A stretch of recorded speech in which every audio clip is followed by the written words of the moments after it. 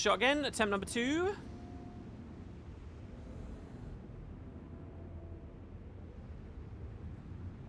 Just waiting to see if anybody can see. Can you guys be nice and quick in chat if you see if it comes up?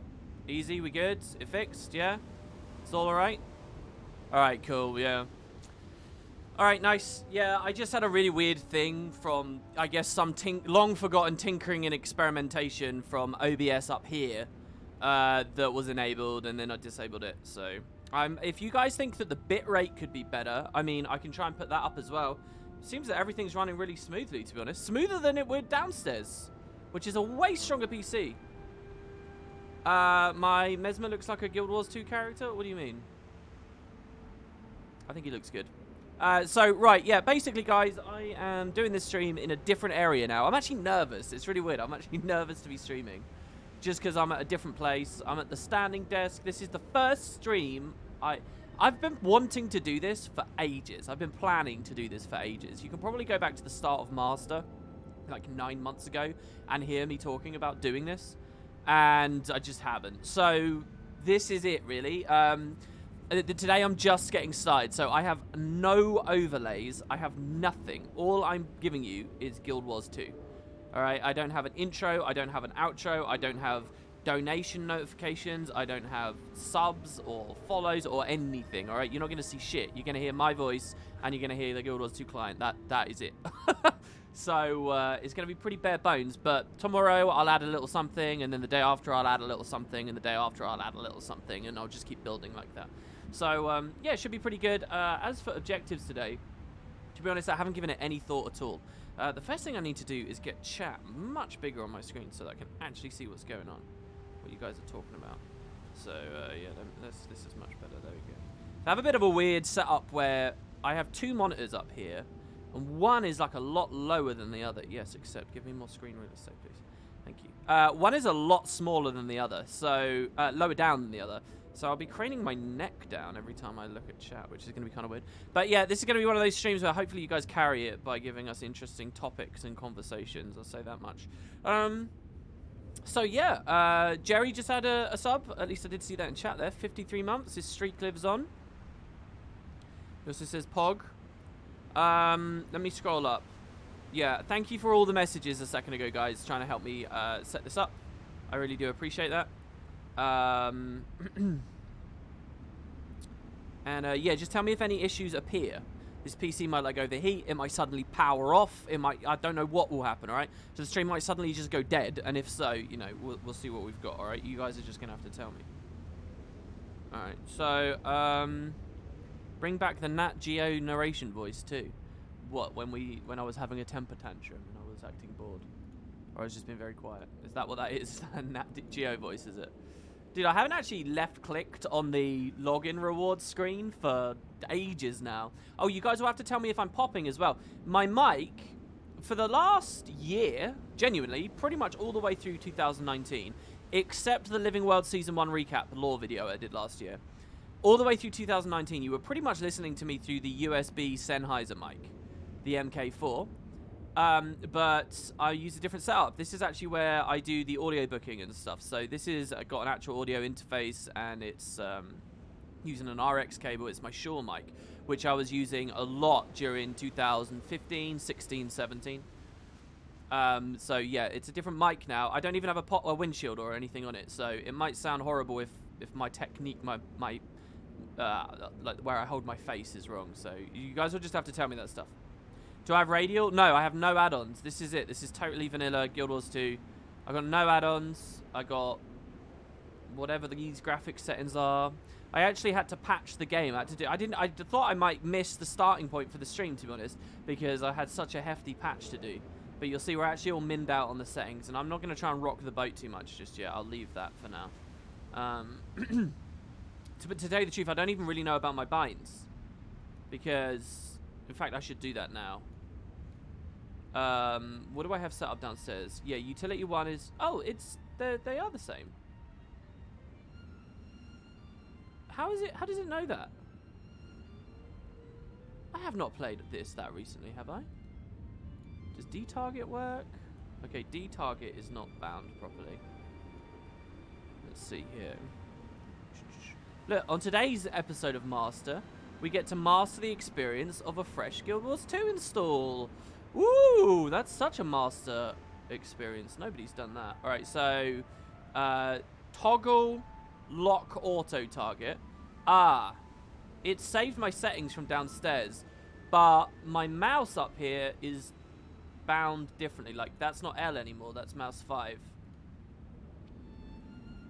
So do I want to mess with that? If I change this, will that change that downstairs? I'm sure it won't. They don't save that shit. Look, I'm sure that'll be fine. All right. And then don't I take targets now with clicking to the left? I think I do. I think I do nearest target with a click of the mouse wheel to the left. So let's do that as well. Targeting.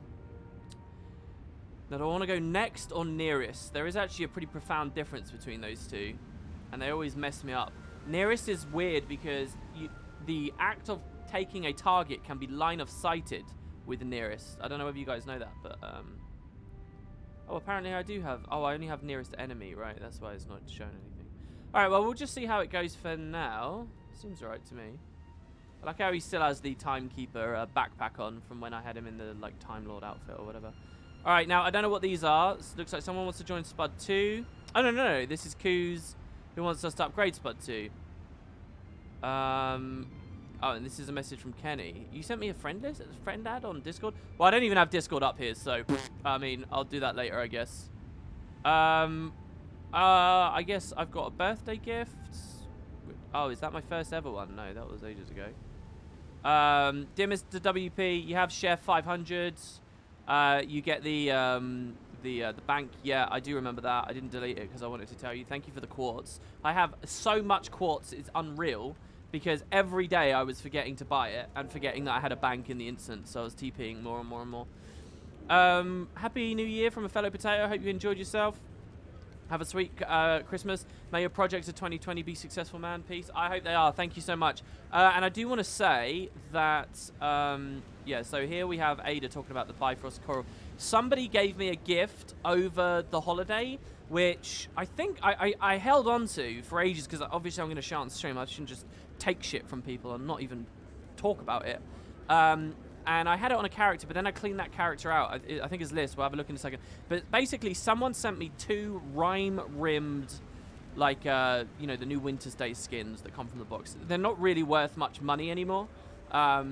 So I might, because I was selling stuff on the TP, and I was just rolling through, and I just got a couple of gold, and I thought, fuck, were they a gift? So I can't really remember, but we'll have a look. And if they're not there, I'm really sorry. I do remember that, and I think I left the mail. Oh, no, it's here. Never mind. I didn't even accept the mail. All right. I'm not a scumbag. Okay, so Ada says, Bifrost Coral and DWP, listen to the VOD. Now I'm laughing as you now get my pain about the coral. It takes forever. I focus on Mount Maelstrom as that was lucky for me. Oh, and the guild harvest bonus and glyph can help. Yeah, I just need to do this. I need to set this up. Bifrost will probably be one of the last ones we get just because this is so annoying. Now the Shatter took me 3 tries as it was not good enough to get hit. Also, you can't be flying. You have to get crystallized in front of it. I got in the first phase being in front. That's annoying because that's at odds with the break bar achievement. I always wanted to check if Living World Story 4 Episode 1 Shatter boss would work, but I didn't want to do that on my ult. Oh, the Death Branded Shatterer? That's an interesting thought. Wait, Episode 1 from Season 4. There's no Shatter in there. You're talking about, like, Episode 4 of Season 4, aren't you? Anyway... Yeah, I share your pain. It is a struggle. Yeah, so here you go. On New Year's, basically, Grimnor Ashford said, just a gift. Hi, WP. I'm still enjoying your Master Series. Not sure if you needed these. You can sell them if you already have them. Cheers. This is from Grimnor Ashford. Thank you, Grimnor. I really appreciate that. Don't know if you're going to get to watching this VOD if you're there live at the moment. But there it is. We had a mail from Ken Oath, who said, ping's influence and balance. Hey, WP. I've been playing some Season 2 over summer in rural Australia with an average ping of 850. And I found it more difficult than regular, so I was wondering if you knew anything about how ping affected ArenaNet's balance decision with regards to PvE and story. I actually think it does, but I think they've messed it up in the past. So 850, it sounds painful, dude. I mean, if it's a steady 850 and you're not getting DC'd or anything, that's fine, I guess, but it's still pretty horrible. That would seriously impact what builds I choose to play, and like I wouldn't be playing anything with TPs. I'll be playing as much point-blank AoE as possible. Whatever is as spammy as possible, basically. Not even spammy. Spammy's kind of bad because you can't spam that hard on an 850 ping because it will, you know, it'll poll in one thing that you've got queued up, and then you have to wait the majority of a second before you can get the next one out. So I don't know. But I do think they balance for it. They've had some problems like jump pads and stuff were not balanced for people with high ping before. The Sanctum Sprint, I used to actually fail because some of those, you know, you get the purple crystal and you press skill 3 and it's supposed to tether you to a spot. You go leaping through the air and you land there. That is awful, like really bad, and would just throw you off cliffs and get you killed. And it would be laggy and slow, and I'm pretty sure you would still struggle with that. They had a lot of that in Heart of Thorns with the bouncing mushrooms. Eventually, they changed a lot of it. The initial implementation of gliding had a real problem with lag as well. Like, you would jump, and then you had to wait a certain amount of lag before you could get on the glider, and that meant that you were way lower than people in the air. So if you were doing a tricky glide, a tricky jump, I know that kind of stuff doesn't exist in Guild Wars anymore, and maybe that's because of the whole lag thing, I don't know. But other people could do stuff, and like ley line gliding, if the ley line would catch you and shit, it was bad. As for skills and stuff, I don't know. Like, there's one thing other MMOs do, and that's... I had a discussion with this World of Warcraft video recently about global cooldowns, and one of the reasons I really don't like WoW's combat is this fucking global cooldown shit. And I just thought it was... I can't remember what I said. But someone came back and said, no, WP, the global cooldowns is just about lag. It's because if you add global cooldowns, the game doesn't get too spammy. And the more spammy it is, the more it favors low lag environments for players. They said to me that global cooldowns are actually manipulated in WoW. Some classes have shorter global cooldowns than others. And they said it was basically a lag thing. Guild Wars obviously doesn't do any of that shit. So, to a certain degree, I would say ArenaNet don't care much. And that's, to a certain degree, probably why the combat feels so good as well in the same time. But I don't think I'd have that much fun in Guild Wars playing on 850 ping. It's funny, I've been thinking a lot about the idea of a Guild Wars coming out on console. Guild Wars 2 on console. The video, the comment response to the video I did yesterday, I'd made it before the stream, but I posted it after. So I've just been basically in discussion about Guild Wars 2 console or ArenaNet console pairings for the past little while. And reading what you guys have to say about it, it's got me thinking a lot, you know. One thing that would be kind of cool is if they released it. Someone said they probably have never done it because the trading post or something. But the idea that Guild Wars 2 would essentially have a soft relaunch. Now that excites the fuck out of me. And you guys who follow me a lot probably know why. But the idea that there's a new trading post and that everyone's getting their gear again. Not everyone looks ludicrously flashy. Not every single outfit everyone has. Not everyone has every legendary. Not everyone has all the Ascended. You'd probably get a good, like, 3-4 months of that fresh MMO experience just because it came out on console. Now, it may have hindered controls, and it may not render that pretty, and it may not have this or that. It might have lag issues, to tie into the current discussion. But I kind of like that idea. Anyway, if the console variants get as high as 850, I still don't know how much I'd enjoy it. I maybe would suffer through, because, again, I think that's actually a really cool idea. And, yeah, I don't know. I guess the idea that they're just working on a Guild Wars 2 port... I don't know, wasn't that something that excited me much yesterday? I didn't give it much due diligence, but now I think maybe it might be a bit cooler, you know? It's amazing. You know, this is my original character, guys. My original character that I'm playing right now. And I'm still getting random waypoints in cities. Like this guy, this 57% map completion. This is, like, accidental map completion. Queensdale was intentional. Kessex was intentional. And about halfway through Brisbane, I was like, fuck Mesmer. Ellie was so much more fun in the betas. I'm going to Ellie. And I made lists. And then I didn't do this anymore. Because I was a Mesmer main back in Guild Wars 1. I wanted the Mesmer main in Guild Wars 2. But I got to here. The rest of it, like, I really didn't get far into Brisbane. But now it's at 87%. It's like accidental. Like, look. Caledon is like half done. This is half done. This is 8 years of accidental map comp. Apparently I did Gendarin at one point. Harathi's here. I did LA. But yeah, it's kind of funny. So I just got that random waypoint and I'm walking off. I guess I will make the effort to get this other POI nearby. Anyway, you specifically wanted an answer about balance with regard to PvE and story there. I think the game is very easy, and that is how they... I mean, I always criticize how easy the game is because of skill disparities between various players, build disparities between various players. And that causes this gulf that ArenaNet can't ever bridge, so they have to make all the game really easy. I talk about that all the time, but lag is a third factor. I think it's a less of one, but it is a third factor, you know. Do they have you in mind, Ken Oath, Mr. 850 ping, when they make Living World updates? Maybe. But then I've just given you a list of times where they've not done that very smartly, so I don't know. Okay, here was a message that honestly I read and I'm not that excited by, but here you go. Sora Elanthea says the plot thickens, so I was replaying the Hidden Arcana mission for achievements. I got to the part where the Master gets Glint's egg and I realized something. That's not Glint's voice giving the egg. It sounds like Kraukatoric, question mark, question mark. Any thoughts on this? Well, the devs haven't really been specific about it, and I haven't gone back and listened very clearly to each voice. But, you know, we've had various theories that it might have been Vlast, or that now that we've actually seen Kraukatoric die, right, and we've gone through Dragonfall, I really like the idea that it is because there's Kraukatoric and Kraukatoric's Torment, right? There was something benevolent there. There was something intelligent and caring and that believed in the greater good and that, like, implored Aurene to be what it was not. You know, there was Kraukatoric, and then there was another voice, Kraukatoric's Torment. I like the idea that it was Kraukatoric that did that. But how that would work, I've got no idea. I mean, Kraukatoric's physical body had left that site. It left lingering magic? I don't know. And this is one of those annoying plot strands that I just sort of feel like ArenaNet aren't going to give us anything concrete about because it's all a bit messy. You know, I was on a walk earlier, well, yesterday, and I was thinking, I don't know, I got all fanciful and creative and thinking about fucking, like, the Nightfall movie idea again.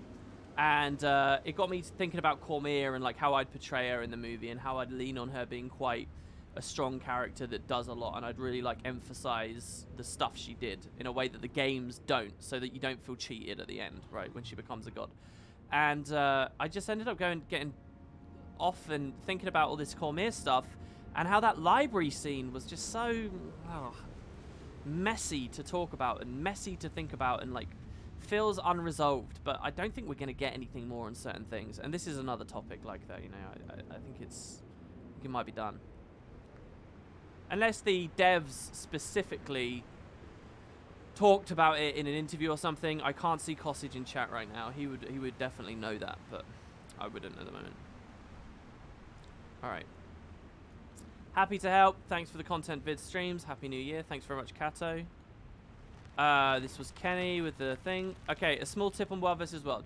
Hey WP, long time lurker here. I saw today's master stream where you tried World vs. World again. Whenever I see you in World vs. World, it's often the same. You wander around cluelessly, get punished, call the mode trash. As a World vs. World enthusiast, it hurts to see, and I want to help you understanding it. Stuff like avoiding towers with watchtower upgrade, reading the map, etc. There's no way to play and have... there's multiple ways, Freudian slip there, to play and have fun in the mode. Not sure if in-game mail can cover it up. Just hit me up if you are up for a chat or Discord. I'm really not. Thank you for the coins. I really don't need you to tell me this. I really don't need this, okay? Listen to me. I wasn't in World... I said this on the stream, but I'll say it again for the benefit of the people who can't comprehend. I wasn't in World vs. World yesterday to get super invested and treat it like a serious thing that I properly, like, learn how to play and then I find all the fun in it. I've told you over and over and over again, I can understand that you have fun in World vs. World. I can understand that there is joy there. What my complaint is, and what I am trying to show, is that the casual World vs. World experience is trash. You can't just wander into World vs. World and expect to have fun. It doesn't exist. It is a brutal, boring, brain-dead, shit game type for a casual wander experience, which is what most people will only start off being interested in. All right? I'm well aware that once you're invested in the state of the matchup and when you're a part of Zerg and you understand how it works and you're in a community and you're having fun with people in Discord and you know what all the little upgrades are doing and you're trying to actually build for something, I understand that World vs. World can and will be fun, all right? When I'm going to World vs. World, I will do those things and I will do my best to be interested in it. But yesterday, I was only in World vs. World because I'd done no prep for the stream and I knew it would be some master progress. And I'd made that build, so I just went in and wandered around. And I will not shy from calling your game mode a heaping pile of dog shit for the casual meandering experience. And you can say, well, all right, fine, and be happy with that. But that is a problem too. All right, that is also a problem too. You wonder why people aren't in World versus World. I'm showing you why they're not in World versus World. Because they have this huge leap to go through. It's the same with PvP. People are, well, somebody World versus World has always heard me say this and say, PvP is the same. I acknowledge PvP is the same. I acknowledge PvP is also the same. But it doesn't change the fact that what you witnessed yesterday is not like some exclusive experience just to me. That is what the vast majority of people who casually are interested in World versus World go through. And it is shit. Okay? So hopefully, I mean, I say this is literally like the 7th time I've said that. But people will just be mad that I'm not instantly in love with World vs. World, I guess. The mailer right here is obviously not mad. They sent me 10 coins. Thank you so much for that. That's very lovely. But people are really, really obsessive about it. So yeah, look, I will treat it with respect, and I will treat the game type properly. For the 100th time, I will when I'm actually going to play it. And that's even worse. I can't even, like... Even if I can't even go there and just acknowledge that casual side because people get, like, annoyed. So it's like... You have to be 1,000 or nothing for World vs. World, otherwise you're not treating it properly. So anyway, but that is what I'm trying to get across, right? That's why I'm not scared to say it's rubbish, all right? I'm not scared to say what yesterday's rubbish is because I'm not panning the full experience of World vs. World. I'm just panning what I experienced. I get that it probably hurts you to see, you know. It would be the same as me watching someone, I don't know, play Conquest, where they just sit on node all the time with a terrible build until they get zerged down by 2 people or 3 people, die, and then they say, this is trash. And you're like, what the fuck, man? What do you mean it's trash? You're just not playing it properly. I understand, right? I understand. What I need you to understand is that I'm not giving a complete condemnation of the mode. I understand there's more to it. I don't need to be told that. I really don't, and I will get there. I've been there in the past as well.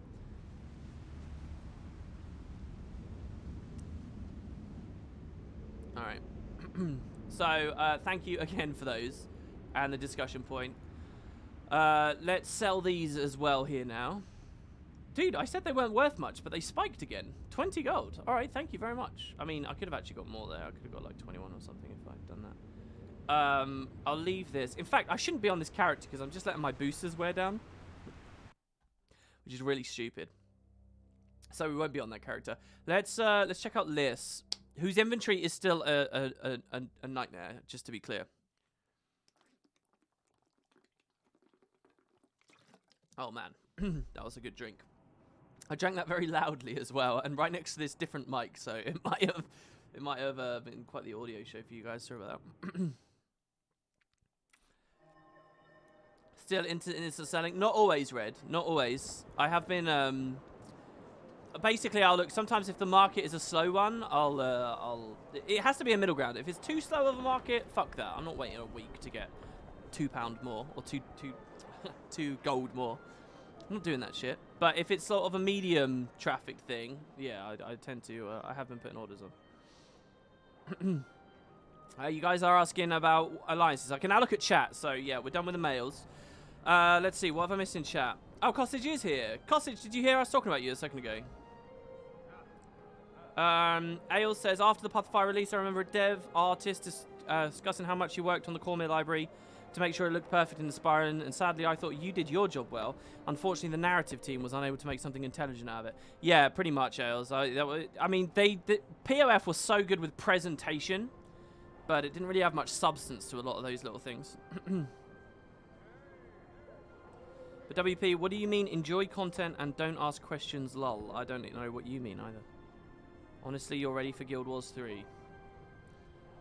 So people who call Guild Wars 2 a pure casual game should try some World vs. World. Yeah, they should. They should try PvP. And, well, I don't know how... I don't know 100% how great World vs. World really is. I am, on a deeper, more serious level, cynical as to how great that really is. But I'm reserving my judgment on that completely. I could do 100 streams just like yesterday's, and I would still reserve my true judgment of World vs. World until I've properly got into it. It's the same as when I was playing POF at the end of last year. Not POF, PoE at the end of last year. I played hours of that game, and to be honest, I have a pretty shitty opinion of it. It was really boring. A lot of it was really boring. But also, I'm not really judging the full game because I haven't done, like, a lot of mapping. I haven't really done much of the post-game. My opinion about PoE is exactly the same as if someone just comes and plays the Guild Wars 2 personal story and leaves. And they say, oh, it wasn't very good. It's like, well, fuck you. You've done nothing in it. You've done, like, the worst bit. You've barely started. I understand that, right? I had a bad experience in PoE, or a pretty boring experience in PoE, but I'm not fully judging it, all right? That's the same with World versus World. You know, what I experience of it and what you get at the lower casual levels is dog shit. It's terrible. And I will argue that till I'm blue in the face. I've given you evidence for it. I'll give you evidence for it 1,000 more times. But I still withhold judgment for the real World versus World experience, you know. But again, that's withholding judgment. I am a little bit cynical about it, a little bit, because I don't know how great it really is. But I know that PvP is very good if you want to really invest in the game. If you really want something to sink into, it's by far League's better than anything else. It's better than Fractals. It's better than it's certainly better than anything PvE will ever give you. World versus World, I don't know. My memories of World versus World are not that engaging though, so I don't know. We'll see.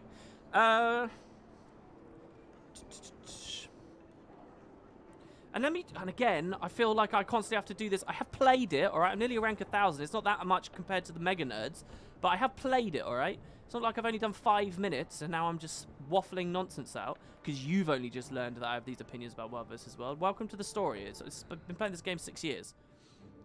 I say 6 because I didn't really World versus World the last year. Anyway, let me scroll down. You guys are talking about alliances. Will they help? I don't know. I don't know enough about World versus World to know that, really. Again, I'm cynical, but I don't know. I'm curious how you feel about how WoW's open world PvP feels compared to World versus World. I see the two as fairly similar. What are the major differences? Well, that's a huge discussion we pretty much had yesterday. I think that WoW gives the WoW... I think WoW gave an experience that World versus World was trying to give and did give in the early days. I think it's really compelling.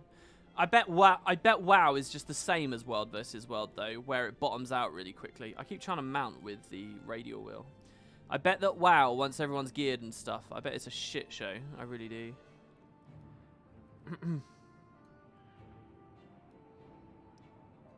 WP, you are wasting time and energy on a dead horse. Every time I check you out, I find you... This guy can't spell, by the way.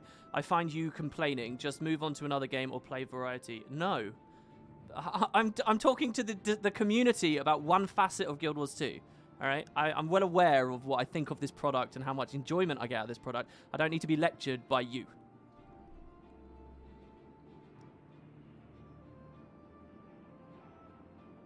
Let me scroll down.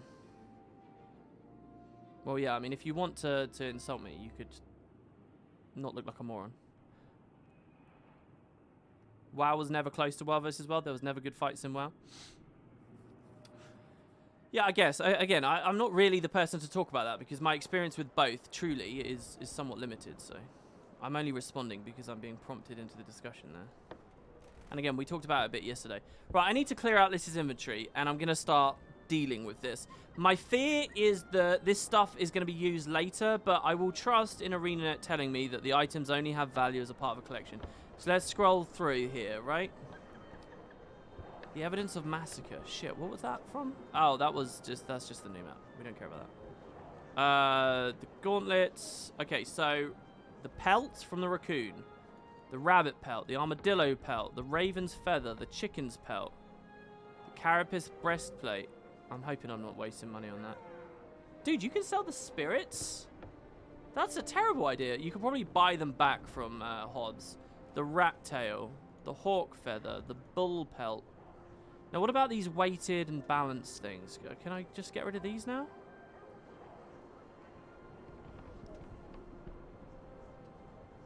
Yeah, I would agree with that. The WoW, when I say WoW being similar to World versus World, I am talking much more from a roaming perspective.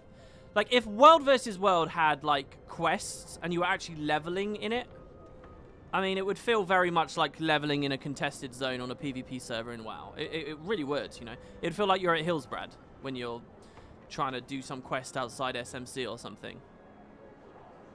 Except, you know, World versus World has 3 teams. WoW only had Alliance versus Horde. You know, there'd be some slight distinctions. I will save these, I guess, for now. No, I think I can sell these.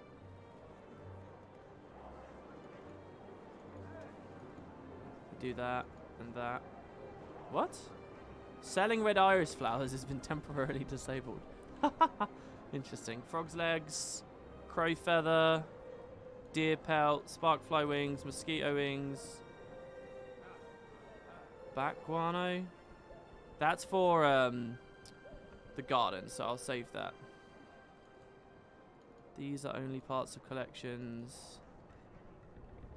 Penzance lost treasuries. Okay, compost we can keep. The bone meal. The legs. Eagle tail feather. Intricately carved Orion relic. Lightning bug legs. Osprey feather. Pig hide. Snowy feather owl. Okay, now canvas I probably want to keep. That's for the Bifrost. You need to get like, you know, a palette and paintbrush, and that requires all the paints.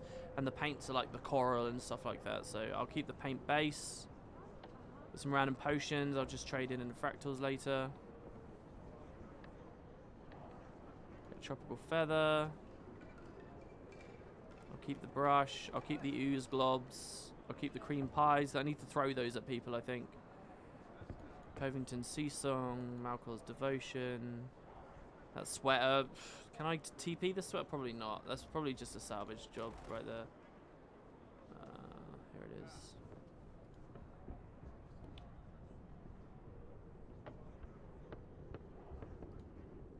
Probably do the wrapped scepter of generosity there as well. Just get rid of it. Deposit it down. Okay, more of these. Did I choose to sell those in the end?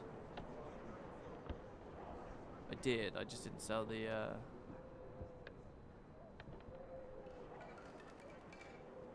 Sorry, combine the fragments. I thought I did that. I thought I combined the fragments. I'm a bit worried that I've already done that.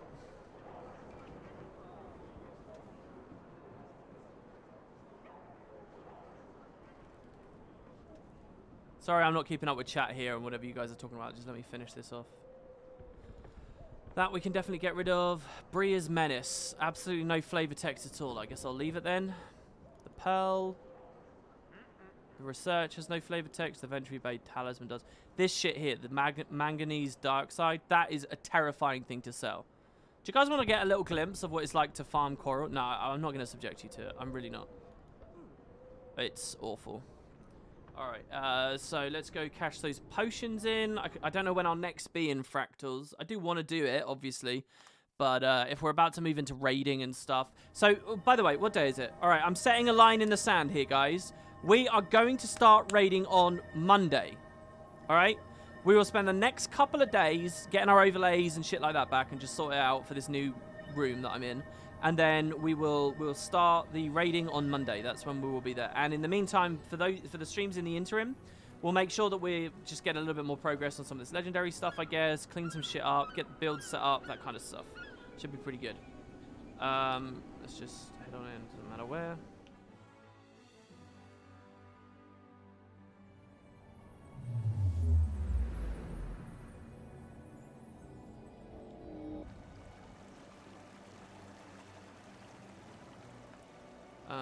Let's see. Wrong guy. My gameplay might get a lot worse now because I really have to spin my head to look at chat. So every time I do, I'm going to do a weird thing like you just saw there, where I really just go wandering off into the middle of nowhere. Okay, and then we just consume all of these. Okay, good. Can delete that as well. That's not necessary. Now, is the inventory cleaner?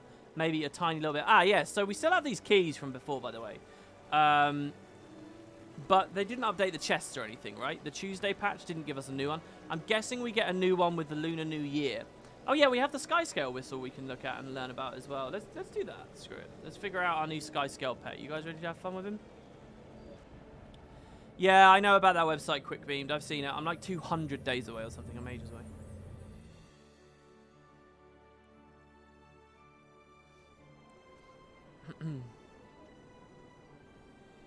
Someone says zerging is boring. You must be on BG.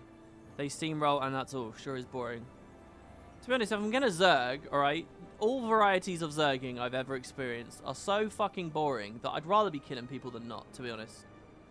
It's either you're steamrolling or you're just turtled up, like poking at people for fucking hours and waiting for someone to like get bored enough that they push the line.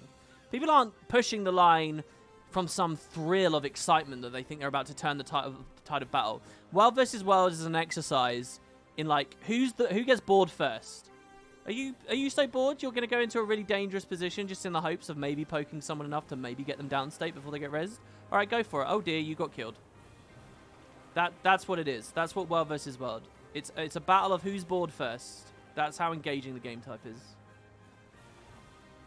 To just be casually zerging, and the majority of zergs I've ever been in. Or yeah, you're just running around killing everyone. And then occasionally building some siege. And then occasionally destroying a wall and killing a champion. Woo! It flipped. I got a gold reward at the tower. Let's just get all of this.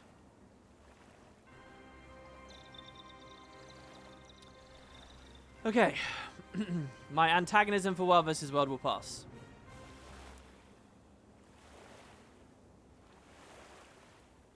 What the fuck was I about to do? Oh yeah, the whistle. That's what I was about to do. Oh, we didn't collect it. We collected on the Mesmer, so let me just quickly swap back through. You feel like Roman is the way World vs. World was intended to be played, but Arena didn't scale things properly, so Zergs are basically how things are done. Yeah, I think that's true too. From my ignorant position, I feel like that's true too. I can't imagine them making those big fucking maps, right? Big maps. And you got to remember, at launch movement speed as well, we're really talking... So is this it here? Yeah. You got to remember, at launch movement speed, we're talking some pretty significant places. And then I'm pretty sure they wouldn't have wanted that to have consolidated into basically 2 battles are happening on the map at any one time. There's this Zerg fighting here, and then there's this Zerg fighting here, and that's it. 2 location. I think they wanted it to be more of an emergent, explorative idea, whereas you wander around doing various events or seeing things and trying to contribute in small ways. There's a chance you'll find an enemy scout and maybe have a little bit of a conflict, or there'll be a small party against your small party here. And anywhere on the map, there could be any number of adventures and things happening. But that's not how it worked in the end, because Guild Wars had a serious problem with hug boxing in both World vs. World and PvE, right? The game wasn't kind of that spread out movement-based experience they were hoping for. It was, oh, stack close so you get all the water fields and you get all the might and you get all the protection, and so that we get max value out of every boon that we throw out, and that, oh, don't worry that we're not all going to get AoE'd because there's really low target caps, because otherwise their servers can't handle the latency issues. So yeah, just stack really fucking tight. Oh look, we can sustain viable combat in these massive Zergs all the time. And it just became fucking about that. And the strategies for backdooring have sometimes been a little bit better, right? Like sometimes small groups can disperse larger ones at various metas over time, but I hear apparently since POF and Firebrand and all the block spam and stuff that you basically just, if you build them right, you just get this near invulnerable Zerg that just will not give a fuck about anything. You can't disperse it. So the only thing you can do is ram against it. Or hide behind siege. And then when you do play the siege game, people judge you for it. Oh, those guys, they're pussies. They're just like Arrocarts. It's like the one thing that makes the game a little bit more complex. Alright, you get judged for it. So the whistle will probably be...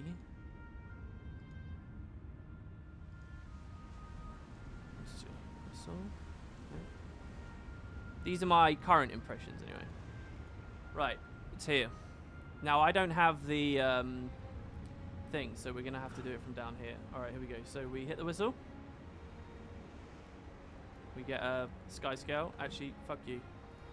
I'll put the dialogue on as well.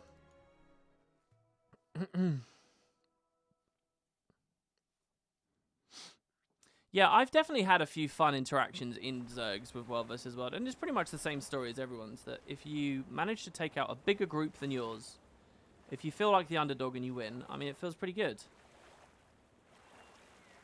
But in terms of visual noise and like, I criticised the 15v15 proposed game type in my video yesterday as well, and I actually had someone say to me, oh, 15v15 is actually really skillful. I don't know any GVGers who think what they do is unskillful.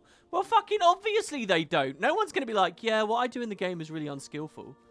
Or most people don't have the sense to realise that about themselves. Of course they're going to think they're hot shit and they're with hot shit 14 other allies and that they're all big dicks and they're all great players, but I fucking tell you what, you take any of those individuals out and pressure them, I can guarantee they're not good players. I'm sorry, they're not good players.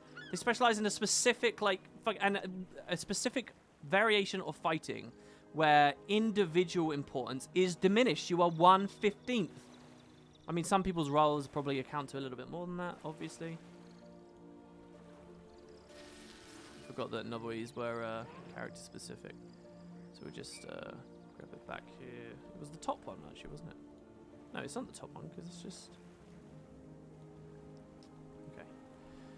Round 2.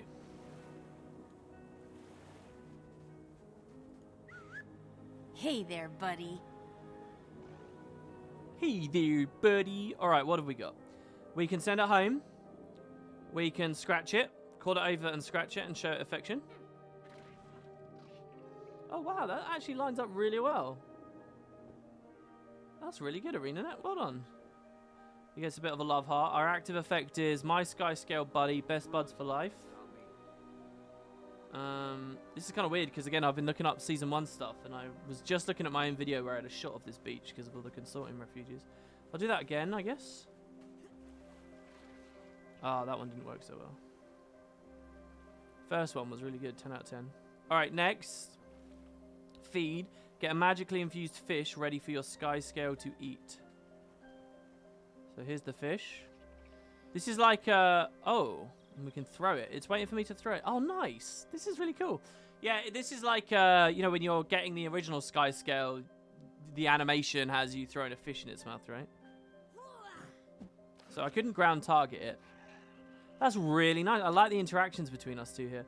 Look, maybe their new console game will have some kind of cool pet mechanic. Look at this. This is actually really good. Liz does have a heart after all. She just needed a misinterpretation of a dragon to awaken such feelings. Right, go on.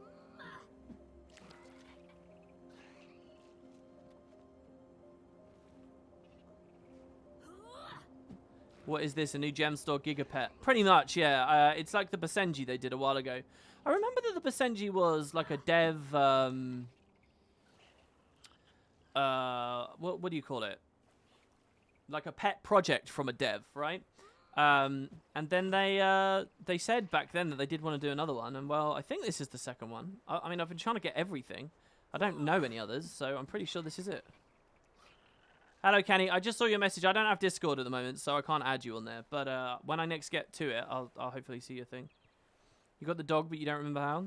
From the gem store, for sure. All right, and then skill 3 is Roar. Command your Sky Scale to let out a powerful roar. Right. Well, it's very cute, but how do we unlock these next things? Explore the major cities with your Sky Scale to find locations to learn new tricks. Check the Sky Scale Toy Training achievement in the Black Lion Collections tab for more hints on where to unlock each skill. So, there's going to be some kind of daily gate on it. I bet it's 1 skill each day. That's nice that they have the tip there telling me to come here. Okay, so scratch under its chin, throw a thing, roar, fireball. Holbrack should have a place where people are practicing their aim. And we want the Sky Scale out over there, do we? Man, my wrist hurts. Where are you going I want to put the mouse on the higher platform here. Training. Right, now where do they practice their aim?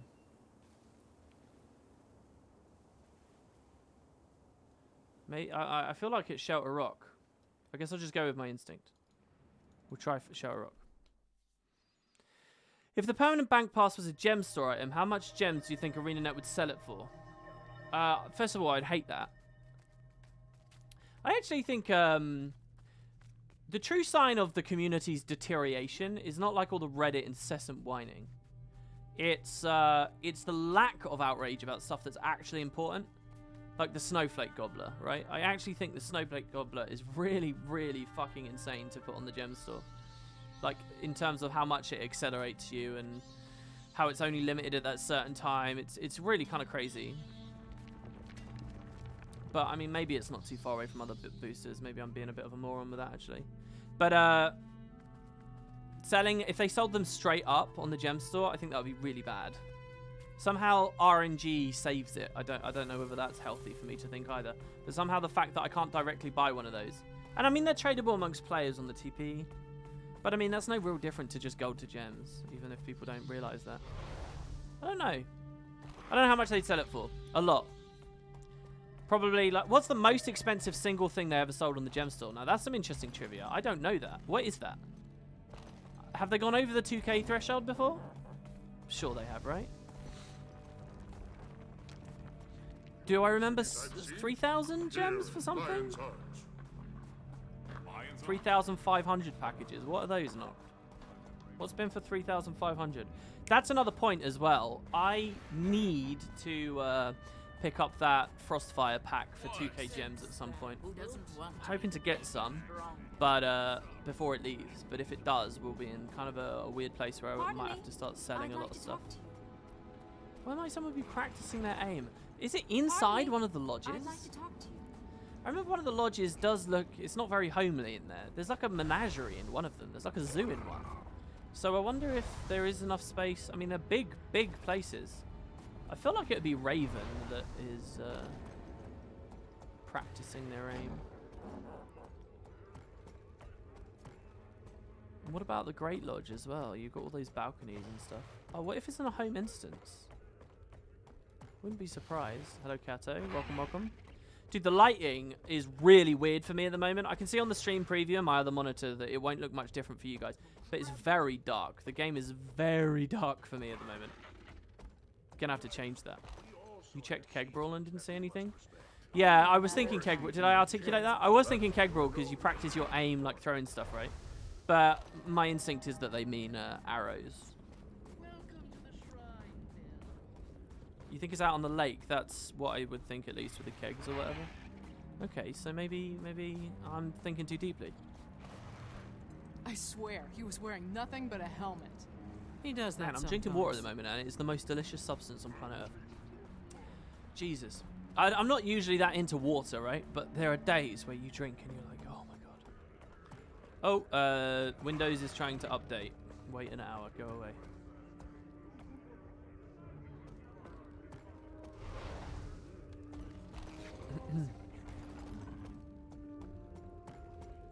Collection is about fun and games, is it? I haven't really got a sense of that yet. I mean, I'm playing with my pet, but does that mean sports?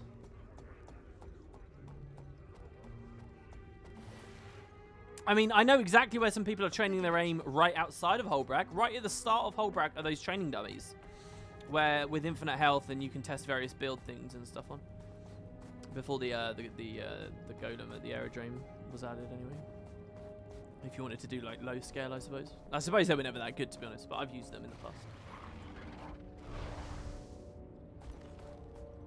Is there an arch around or outside or in Air's homestead?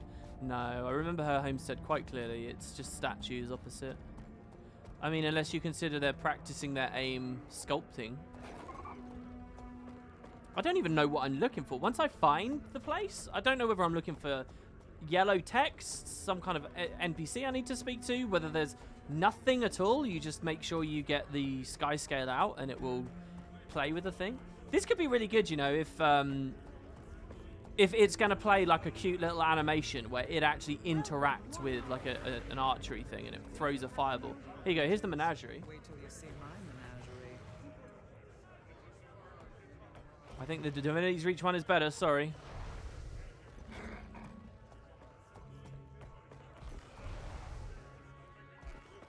Did I ever have a Tamagotchi? I did. I don't remember what it was, though.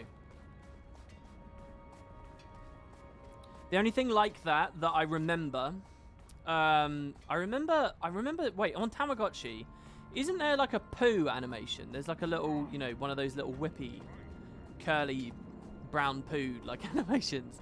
Isn't that a thing where you don't clean it or whatever? That's burned into my mind for some reason. I don't know what that's all about. Is that like a failure thing? Anyway, of that kind of thing, in the late 90s and early 2000s, I guess, there were a series of games. I don't know who made them. I don't know who published them. They were on PC, though, called 3D Pets games, where it was a computer game, and you would be given an egg. There were like 8 different... They were like Guild Wars 1, okay? You know how you could buy factions or Nightfall or Prophecies? And they were all distinct, separate things. But if you owned multiple, your character could travel between multiple. Like, they expanded, right? Like, Guild Wars is a platform, and there were these different games that hooked into it, right? And there was only 3 for Guild Wars. Imagine a pet game where there's like 8.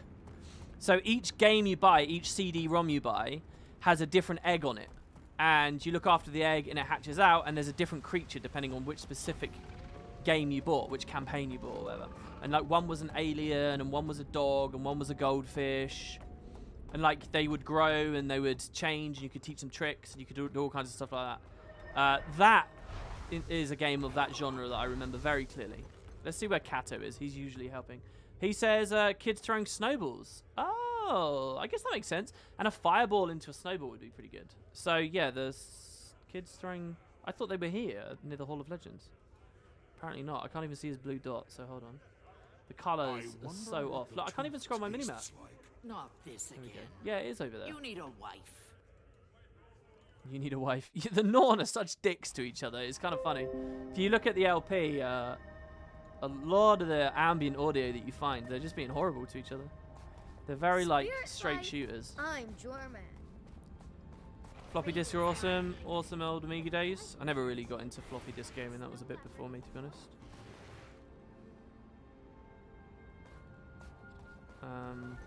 Right, he says, I knew there was some target thing somewhere. Oh, here you go. Oh, look, and we do get a new thing. All right. So let's get our whistle out. Hey there, buddy. Hey there, buddy. That voice is so, like, sickeningly sweet, to be honest. Let the sky scale look around and learn a new skill. 1500 range. You need to wait for your sky scale to finish investigating before they can learn a new trick. Oh, so I need to just wait. I think he's going for it. This is really cool, isn't it? They put a lot of work into this. What was this? 400 gems? This is like nothing. You guys should pick this up. There you go. Full-on shilling now. Shilling now. I'll do it again, I guess. Go on, keep looking. Hey, Anve, it's good to see you. You've missed me being overly aggressive and antagonistic to my audience about World vs. World. Oh, it's found something. Unlock trick. Your sky scale has an idea. Use this skill to unlock it permanently. Fireball. It looks like Drake's breath. Ranger F2. Tell your sky scale to shoot a fireball at the target location. Fire! Training fatigue. Yeah. Daily time gate, I guess. It's tired. It'll need time before it's ready to learn a new trick. I never finished the Basenji thing, though, so why...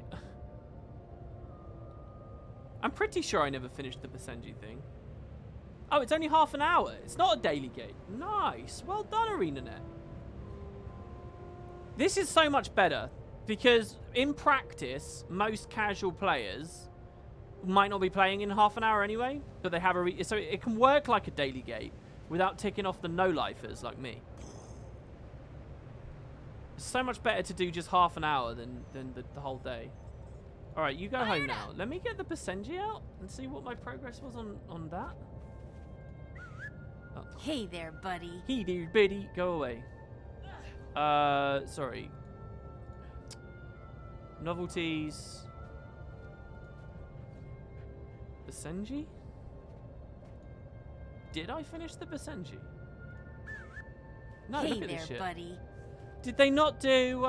they just copy-pasted. I should have known. Did they not do achievements for the Basenji then? I mean, they mustn't have. You know what? Whether you're a ranger or not at this point in Guild Wars, you are such like a pet master, such a like beast master. You've got all these mounts you've interacted with. You've got all these things with whistles and whatnot. All right, so pat, treat, play fetch. What gate am I dealing with here? Best buds for life. Oh, the training fatigue is here on him too.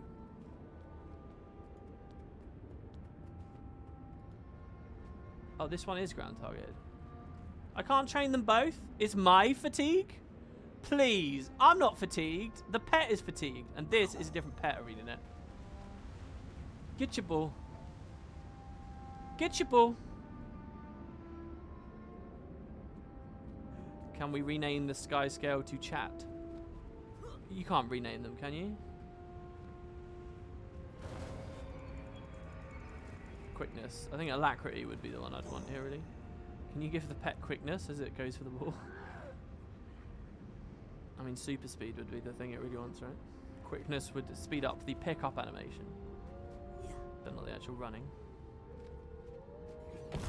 Sweaty nerd and I fatigue easily. Yeah. You know, it's kind of true. I bet these next few streams are going to be a bit shorter just because I get used to standing. I don't mind standing, and I love walking. I do a lot of it, but standing still, that shit's horrible. It reminds me of one of my old jobs I had as a teenager, where you just be standing in the same place. You just feel the blood in your feet boiling and getting hot because you're never moving. It's fine if you're wandering around or if you can, like, pitter-patter, but just standing with little movement is horrible. Sit. Tell your dog to sit in place. Okay. Sit. Oh, this is nice. It didn't know. Oh, did it do it instantly? I did. Dude, this clipping is not appreciated. Let's try that again. Sit. Did Kato run over and sit? Is that what you did? Sorry, let's see here. Alliance battles. This guy's name is 2020, the shutdown year. Oh, God. Alliance battles is a mode in Guild Wars Original in which two... Really, is it? Let's all learn, guys. Let's learn about AB, shall we? Is a mode in Guild Wars Original which two sides, each of 3 teams, fight over a large map. While the base for the mode is the large map and a big number of people playing, the mode wasn't popular because of that, but because the mode uses the original Guild Wars rule set at Guild Wars 2 at Wood and Potatoes. You've done at Guild Wars 2, so that's some copy-pasted bullshit trolling from an official stream, is it? And you've just put me on the end. You've been so lazy, you haven't even removed the previous at. Brilliant. Sit. Yeah, so the comparisons between AB and the 15v15s is interesting, because, you know, as dour as I've been about 15v15, I have to be honest, I did like AB. I don't know how much I liked AB's actual... I mean, no, AB worked. I can't remember specifically what it was, but the scale of combat was not just 15-man v 15-man. It was like lots of mini fights going on, right? So yeah, AB was pretty good. And I talk in the past tense. You could probably still go in and get in the random AB game. I think that worked, for sure. The issue with this 15v15 thing to me is like, what purpose does it serve? Because if you're basically recreating AB... You're basically just making a dumbed down, smaller scale world versus world. That's really what you're doing. I know that the whole border movement thing, if you think about what AB was trying to be and the faction system in Guild Wars 1 was trying to be with the border moving and pushing and pulling, that's like a primitive, like half-baked, very different, but nonetheless world versus world attempt, right?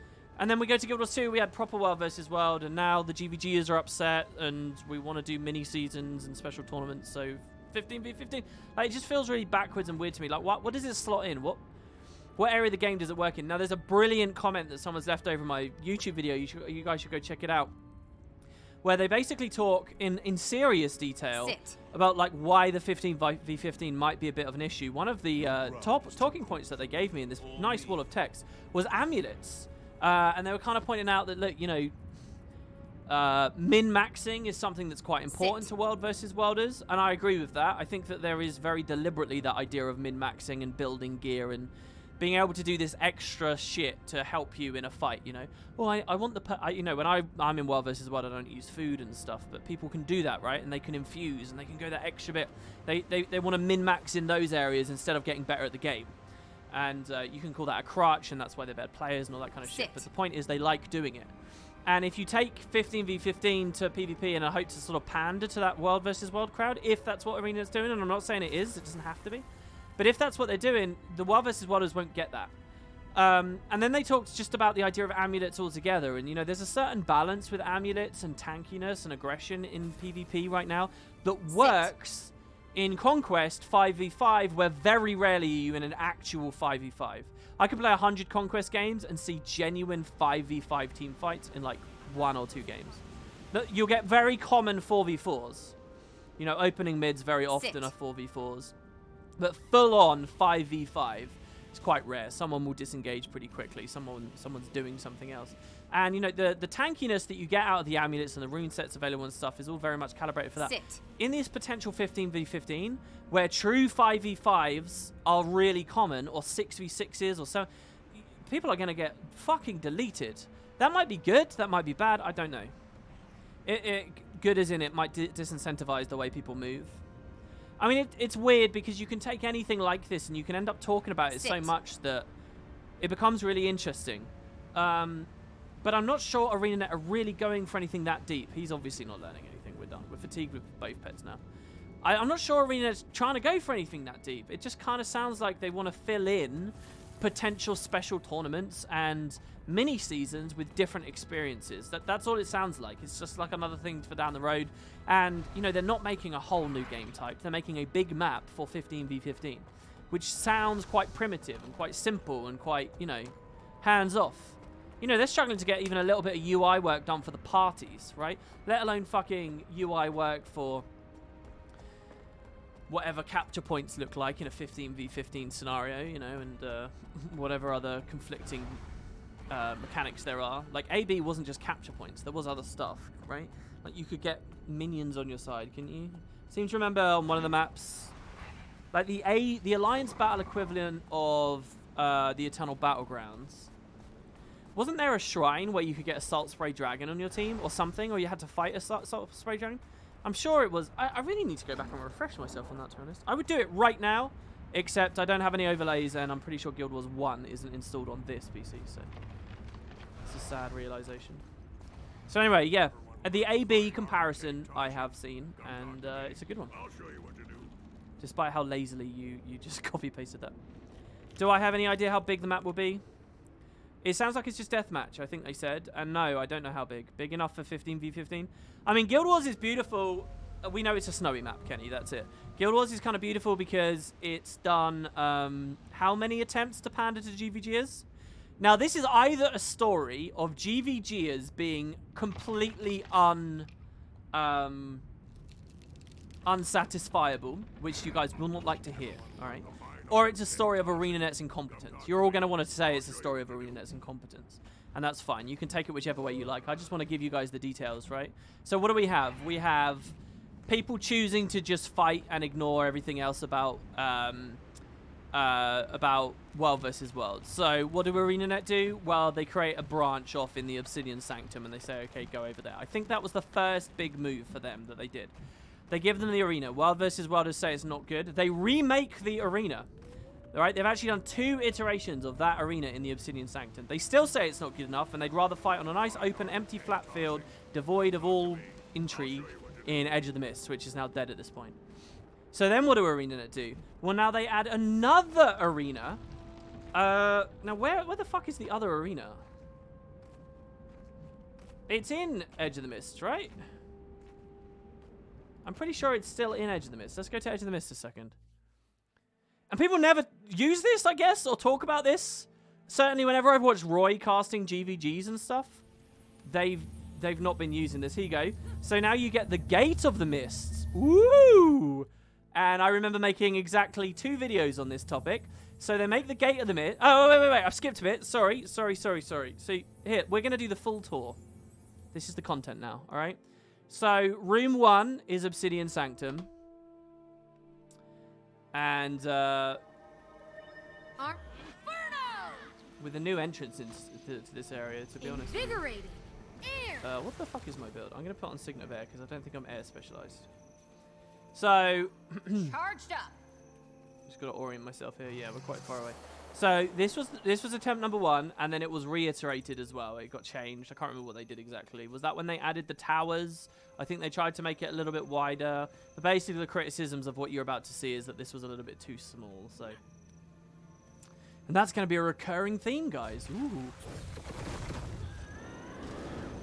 So we come past the drakes. It used to be that you always had to climb up on the right or whatever. Oh no, these drakes just never existed. I summon the winds. But you come down here, and this isn't filling slots in on the server that is going to antagonize actual Armor World versus enhanced. Worlders. You like that? Actual World versus Worlders. Me being rude about GVG is here. But here you go. So this was deemed not good enough. This also has the problem in the before world linking, there could only be 3 servers fighting here. So you had to hope that the matchup was favorable for you to get the good matchmaking. You might be a really enthusiastic GVG guild, but you're not in the right matchup, so you're not going to be able to fight the people that you want to fight. And then when you are, you're just fighting the same people over and over and over again. And it's kind of like when you're practicing 1v1s. You're trying to get good at a class, but you're just playing against the same person over and over. So really it just becomes expectation based on them as a player and their tempo and their tendencies, and that's it. It's not really... You're not really becoming a broader, better player. You're just starting to learn how to fight that one thing better, you know, that one person. And it's kind of the same here, because you're really just going to... If you're lucky, both opposing servers have something. World linking is now obviously a thing, but this kind of wasn't that good. So then... Heart of Thorns came out. Oh, yes. Heart of Thorns. And with Heart of Thorns, we had a brilliant new feature. We had the arenas, didn't we? And we had two. We had the Lost Precipice one, which was smaller. And we also had the Gilded Hollow, which was bigger. And they explicitly said, when GVG has asked them, hey, can we... Holy shit, what's wrong with me? It's here. Oh, there's no weapon. Hey, can we GVG in it? They said, yeah, it's big enough. You can totally do it. But this is what they got given, which is not big enough for their 10v10, Zerg v Zerg, whatever, 15v15. What scales have they even played at, to be honest, as rude as I'm being? Did they ever get as high as 20v20? Anyway, not big enough. Even if it's clean and open, maybe if this outer ring was filled in such a way that you could walk in it.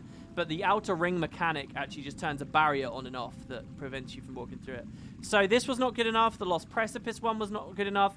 POF came out, and the POF new one was not good enough. So then post-POF, the devs go for it again. And they say, all right, we got you. Edge of the Mist. Now, what Edge of the Mist is good is... There's still a question of matchmaking, but everyone game-wide is just in those three colors. It's just blue, red, green. And now you're opened up a lot because you're pretty much linked to a ton of other people since it's just blue, red, green. So why don't we do it here? So this is what? I don't know how you want to count the guild hall attempts. So they introduced this to the game. Except, oh dear, it's too small. Again, it's too small. And everybody gets really mad that it's too small. And that the terrain looks a bit rough and a bit stupid. So what do ArenaNet do after that? They do another patch to this area and scale up as much as they possibly can. Look, we got a guy, maybe a stream watcher. And they scale up. They just literally make it bigger. Like, all of this is just they grabbed it in their level editor or whatever and just made it big. Like, this was a small pile of rubble before, and now it's a huge pile of rubble. This was a small bush before, and now it's a huge bush. Everything just got blown up.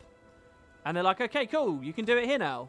But still, this isn't good enough. I don't know what the problem is with this one. I don't know why they don't like it. But still, they would rather just fight on an open field in Edge of the Mist. And that brings us to today. Attempt number 7.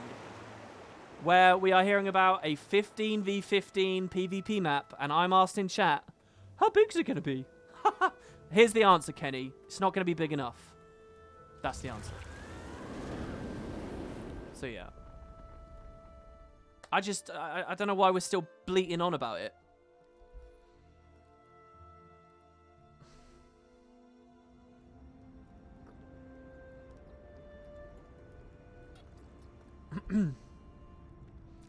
All right.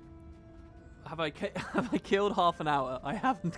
I have not done what I was trying to do, which is just kill half an hour. All right. What can I do? I'll charge a quartz real quick. I know that's pretty boring, but we'll get that, and then I don't know. We'll make some legendary progress or some shit. I don't know.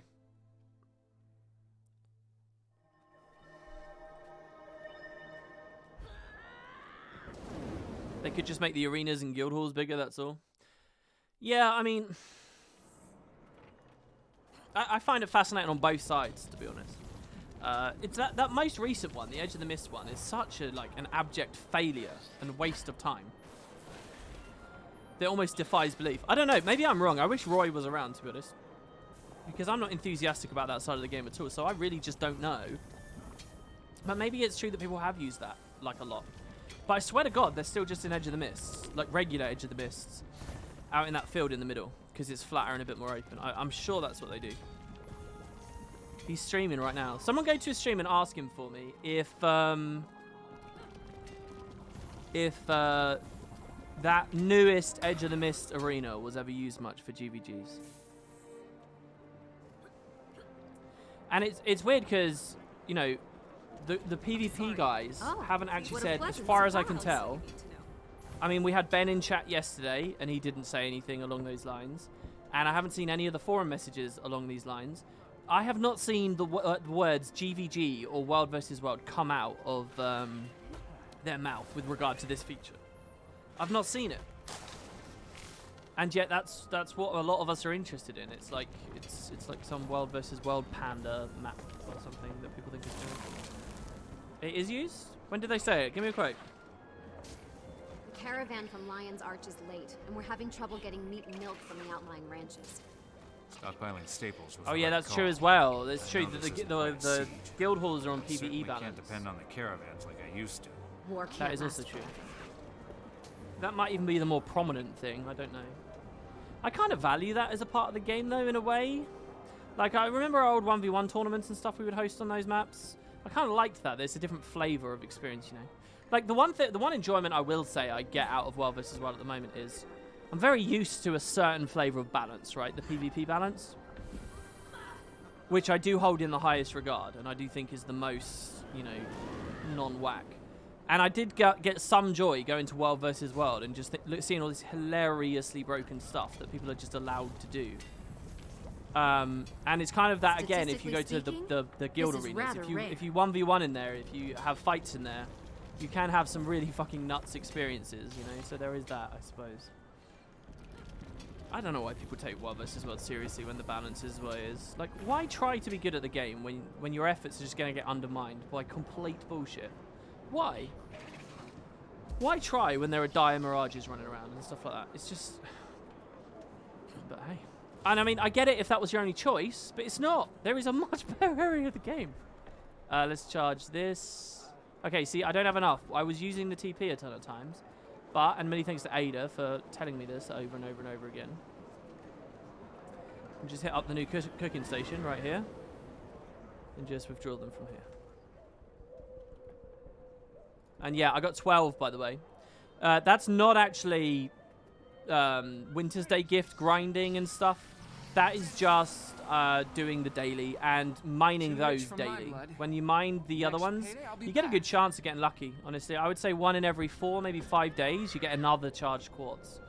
I don't think you ever really have to wait the full 5 days because you get lucky enough for that other one that you get a double day quite often. I'll deposit everything in a second, I guess. It doesn't really matter whether I click the button there or not. It's just like seeing them all disappear all at the same time. So, yeah, that's going okay. I know I need 5 for this crate obelisk thing. We'll probably craft that in a second. It's a match of progress here. This is rather rare. And after that, I don't know what else I need charged quartz for. I probably will try to keep doing it, though, just because it's a real pain in the arse mechanic. And every now and then, the devs add some new living world thing that needs it, and you can earn a fuck ton of money if you have it, you know. Like, when was the most recent one? I think when the Sky Scale came out, they added these grow lamps or whatever, didn't they? I'm not going to gather the Ascended stuff because I've forgotten how the system works and I don't want to spam my inventory up with non-deposit walls.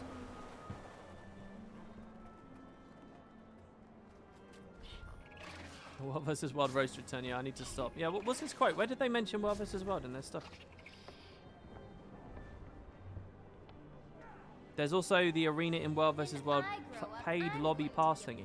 Oh, that's true. There is the... Fuck, what's that map called? That's a great map as well. I swear, when that came out, I thought I was going to be idling on that map loads. Like at the top of the jumping puzzle on that map. I did a video last year with Boots on that, if you guys want to check that out. That was really awesome, but I just don't ever go there anymore. Anyway, I don't think that pit was really for GVGs. That's not big enough. I don't think the devs were ever looking at that. That's just for a bit of fun. Oh, it is used, as in the Edge of the Mist area is used by GVGers. He wasn't talking about ArenaNet marketing World vs. World or GVG. Oh yeah, Armistice Bastion, that's the name, yeah. I wonder if they're done with lobbies. There is no PvP lobby. There's a lobby for being good at the game, or good enough at the game, and that's it really. You don't need anything else though. Heart of the Mist is kind of built as is. You don't need an extra space. I'm actually quite proud that ArenaNet didn't undermine the competitors lobby for just a gem store one by adding both. It's pretty nice. Accelerate! exciting. That chest's always a pain to get now that the chair is there. So you sit on it all the time. Alright, well that's a full home instance gathering route. Statistically speaking, this is Which, rather rare. Honestly, I don't want to fill too many streams up with because it's boring. But we'll do it. We'll try and get one in each year, and this is your one for this year. I think that's everything really. Maybe I didn't get the Winter's Day tree. Didn't get the bandit chest, but I never do.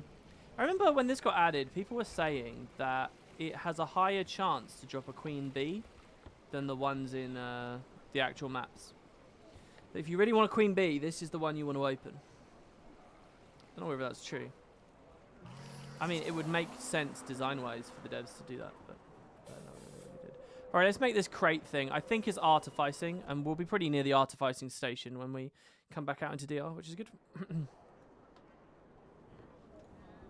Low standards. Yeah, I mean, I do kind of have low standards, to be honest. I sort of realised that. I've been playing Horizon Zero Dawn the past 2 days. It's not my first time playing it, but I stopped. I didn't quite get into it before. I'm getting into it this time. For people who don't know what that game is, and you've watched my Tomb Raider stuff, it's essentially the format of game that Tomb Raider 2013, Rise, and Shadow are, right? Except way, way, way better. It is that exact format of game, but also feels like a bit like a big Bethsoft RPG. And it's just fantastically done. And it's weird. I realize that I have quite low standards with gaming. They've got this mechanic, and I'm really enjoying it, right? They've got this mechanic in the game where they have these big giraffe creatures, right? They're big giraffe machines.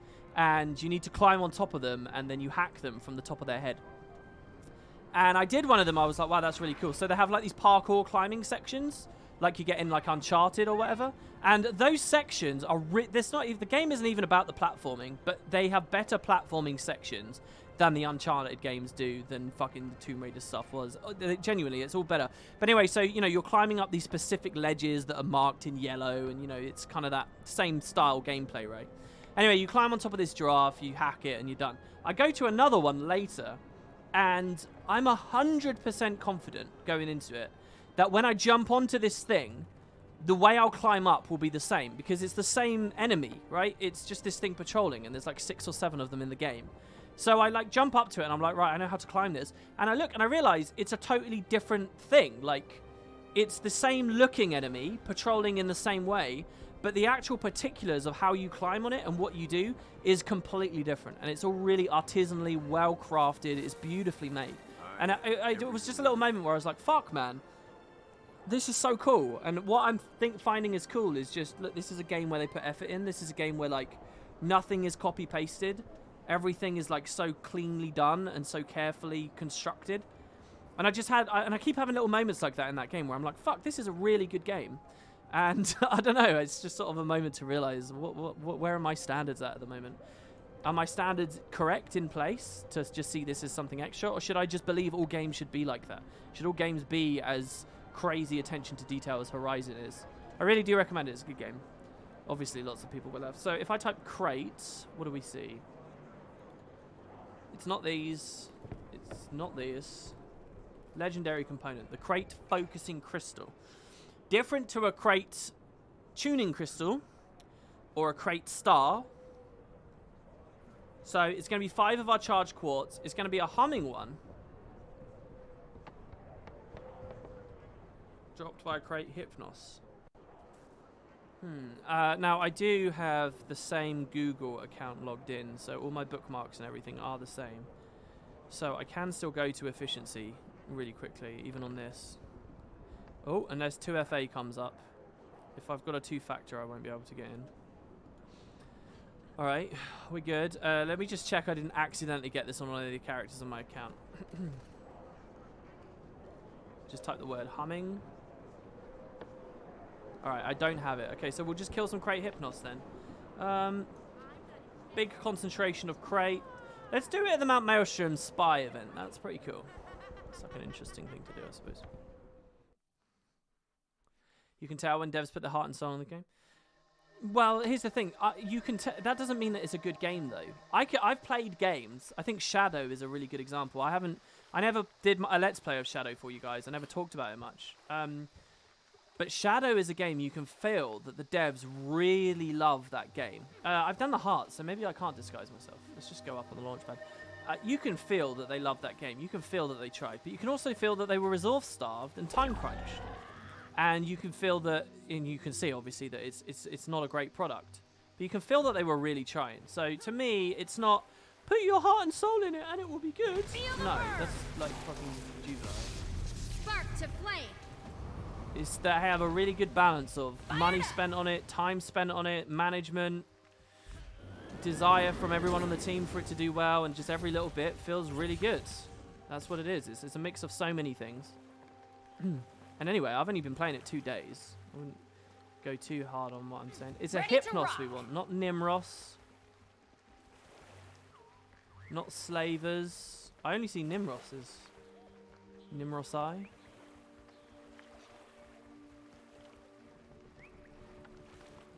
Fire! Shame the gameplay of Horizon got so boring. Well, I'm still at a point where I'm not geared. There's a Hypnos. I'm not at a point where I'm so over geared or whatever that it's got boring for me. It does seem a bit stealth heavy. It seems very punishing if I'm not playing stealthy. And it's very punishing if your aim isn't great. And I haven't used an analog stick for fucking aiming for so long. So I miss a lot of headshots and stuff in that game. And you get really fucking punished. I'm playing on normal mode, by the way. They also have like an easy mode, an easier mode, and then like a story mode, which I could be on if I wanted, but I do like to play a game. I don't just want a story simulator. Hard to believe when I play Guild Wars. Feel the burn. Fuck. Flash freeze. That's what Guild Wars is. It's just a game that's on story mode and you don't get a choice. Aftershock. You enjoyed it. You just got bored with it. It wasn't you want a sequel for the world and story, not for its content. What kind of gameplay do you not tire of then? Back on Over fire. a long RPG? Fired up. What specifically was it again? For fuck's sake. I should toggle it on as well. Why don't I remember scrolling through this a minute ago? Oh, it's because I didn't. I was only looking at it in terms of... It's a Hypnos I want, right? Damos, Nimros. Maybe there's a higher concentration of Hypnosis somewhere. I might look at the wiki in a second. Jerry says, what did you ask me, /chat? I was asking what kind of gameplay sustains you for hundreds, if not thousands of hours and continues being excited. Because to me, the only thing that really holds me like that is competitive games where it's always changing, or like grand strategy games where you blink and like an hour's pass and you feel like you haven't really done much in the game, but you have just spent a 36-hour playthrough, and so they tend to sustain me for long periods of time. I think sort of classic JRPGs. But to be honest, maybe not. If I actually think about like turn-based, slow, grindy fucking JRPGs like Lost Odyssey or like Golden Sun or like the Final Fantasies, I don't really... the actual moment-to-moment is not that good. I really am kind of just playing for the world on those a lot of the time. But then again, a lot of them hook me into their end games, and I end up I grind really hard in them. So I don't know. Maybe I can count on the list. Also, I think shooters, to be honest, shooters with good physics systems in them, they can be really emergent and fun as well. The Halo franchise, particularly, I could play thousands and thousands of hours of that because no two times through any level are the same. And you can tailor the difficulty so beautifully with its difficulty modes and its skulls and stuff. I've been having some conversations with Magical Mike about that recently because he's been playing them again since the relaunch. Okay, this is a shit place. I need to go somewhere else. Let's see if there's any over here. There's a very high concentration of crate here. This is kind of my go-to for the crate keys, if you remember a few months ago on Master.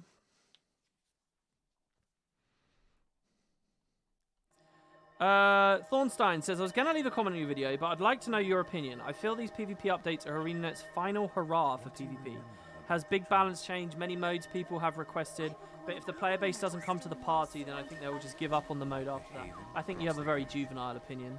I've been listening to people say, this is the last hurrah for 6 years.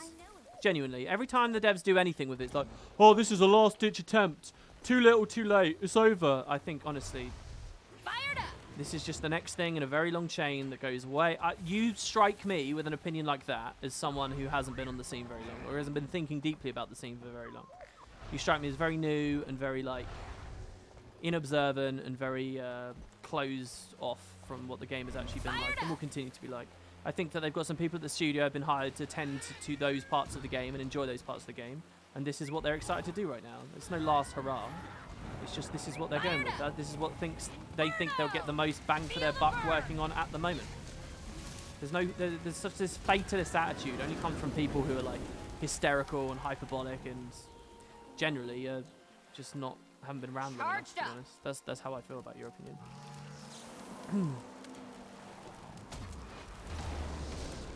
I think there's some logic to what they're doing. I don't agree with it all, but yeah, I don't think there's anything like, oh my god, it's all us end.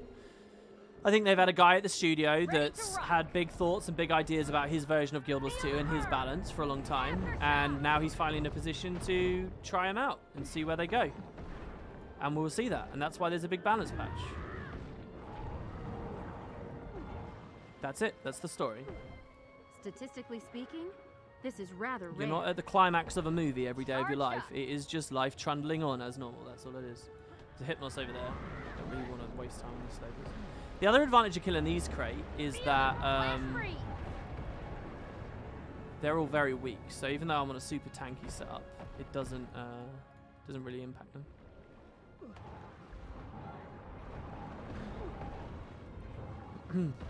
Guild Wars 2 Master is WP's last hurrah for getting donations. Yeah, I know, right? Yeah. Guys, please give me a donation. Oh, he asked for a donation. That's new. Last hurrah, baby. Armor and feel the burn. It dinged. Sorry, you're telling me I got it?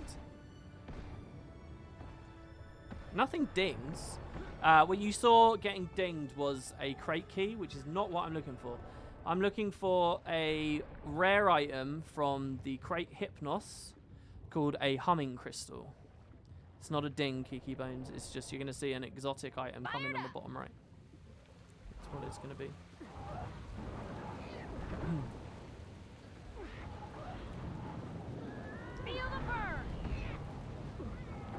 I'm willing to. I don't know if the person I just responded to there, by the way, is still around. But if you are, you're welcome to respond and contest me. If you really think it is a last hurrah, you can try and substantiate that. Change my mind.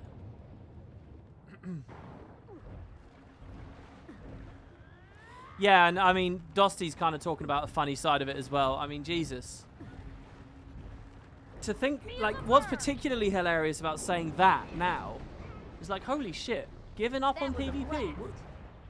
What do you think giving up on PvP looks like? What does that mean to you?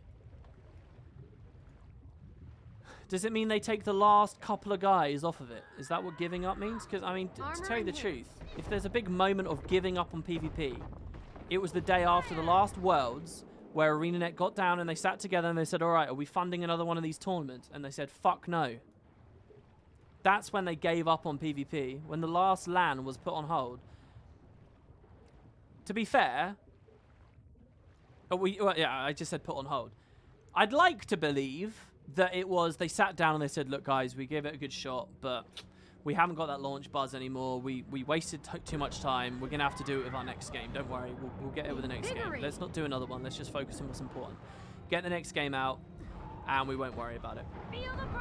I'd like to think that they said that, and that there was a definitive end internally that would not be broadcast to anyone else, but there was a definitive moment. I'd like to live in that black and white world. But what probably happened was a bunch of people got together and said, oh, I don't know whether another tournament's right for us just now. We'll reassess it in like a year. So it gets like put on hold, but no one really has the initiative or the energy or the money or whatever to really kick it up again. And everyone sort of somewhat knows that when the putting on hold, everyone somewhat knows that a death sentence has been issued, but no one can quite talk about it. And then it just sort of limply falls apart. That's probably the reality of when the land stopped. There was probably never a deliberate moment. Same with like the end of Guild Wars Winds of Change. Oh, that puts me on a totally different topic. I was reading the threads. Who was it? Ailes. Ailes, are you in chat? Ailes said yesterday that he linked my Guild Wars 2 versus World of Warcraft review video on our gaming. And I said, you know, I was a bit nervous on the stream. I didn't want to read it out. I read a little bit, and then I just moved on. Well, after the stream, I went and read what they were talking about there. First of all, there was a guy with a message called Stee. Now, I don't know if that's you, Stee McGee, but I saw someone dropped a message. It had no responses and limited upvotes, but it had clearly been posted early in the thread, where they said, I don't know if any of you guys know who WP is, but he's a Guild Wars enthusiast and more importantly, a gaming enthusiast. Someone said that about me, which I just want to say, whoever said that, I just want to say thank you to you for that, because to be honest, I don't really cover gaming anymore. I haven't for a while. I've mostly just been doing Guild Wars stuff. So the fact that there's someone out there who, like, I don't know, feels that way about me or wants other people to look at me in that way or whatever, I think that's really cool. And just wanted to say thanks there. Because that was clearly like a little attempt to sort of make people take my opinion seriously, even though I'm just a fucking random. And, you know, it's cool to see someone fighting for you like that. I did notice that. Anyway, it's more important stuff for everyone else. Dude, that thread was amazing. No one was mean about me or the review or anything like that. It was a great thing, and it was amazing to see people talking about this stuff. And I'm really happy it was there. It definitely got me a lot of views. And if it was you, Ailes, I think it was, who posted it, that's amazing. I'd love you guys to do that more. That was really cool. However, it was also a really shit thread. It was kind of amazing to see, dude, the Hypnos respawn so slowly, just how off the rails that thread was. Like, I just said it. No one was talking about me or the review or assessing the review, right? And that's just not my narcissism, my desperation for approval from people. Like, literally, it read like a thread where people had read the headline of the thread, and then that was it. They certainly didn't, and look, I get it. It was a 2.5 hour video from a random guy. You're not going to watch it. I'm not offended by that. But I'm amazed how many people were able to have conversations about this when they definitely didn't watch anything. Like, that video opens with a discussion about CORPG versus MMO, right? And I justified the existence of the review at the start of the video. It's the first section I did, because I knew that people would be saying, they're not the same, the one's not even an MMO. But I knew that I had to talk about that. And I mentioned in the video that ArenaNet themselves were calling it an MMO. That it is wrong to say ArenaNet were always calling it a CORPG. They moved to CORPG later. Originally, they were asking for MMO players, and they were calling Guild Wars an MMO, and you can still see it right here, right now, right today, whether you're watching the VOD or listening to me live right now. You can alt-tab, go to guildwars1.com. You don't put the 1 there, just guildwars.com. Look at their little news section, it's right there. Scroll down, look at some of the earliest news. They will be talking about their hit MMO, right? They talk about their MMO. It was later it became a CORPG after they'd identified what they built and then they rebranded it or whatever, right? And I have all that information in there. What is the Reddit thread talking about? Does anyone want to know? And by the way, when I wrote that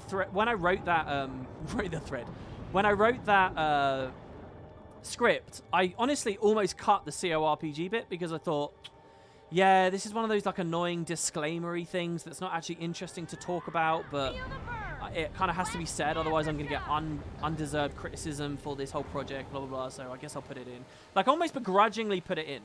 In the end, I was happy to put it in because I'd found so many mentions out of the horse's own mouth that they were calling it an MMO. And that was kind of cool. It was kind of cool to realize that there's this myth about what ArenaNet were naming their game, and there's value there, me dispelling that, right? That was news to me, so it might be news to someone watching the video. So then I justified the section, I put it in. But I nearly didn't even care to have that section. What was everyone talking in the thread about? What is a huge majority of that about? Fucking whether the game is a CR, that you shouldn't do this because it's a CRPG, not an MMORPG. Like, come on, it's not just that, though. The thread was really wild to read.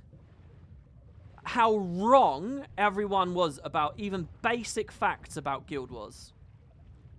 What was it I segued onto this talk about? Like, it will blow your mind. Oh, yeah, Winds of Change.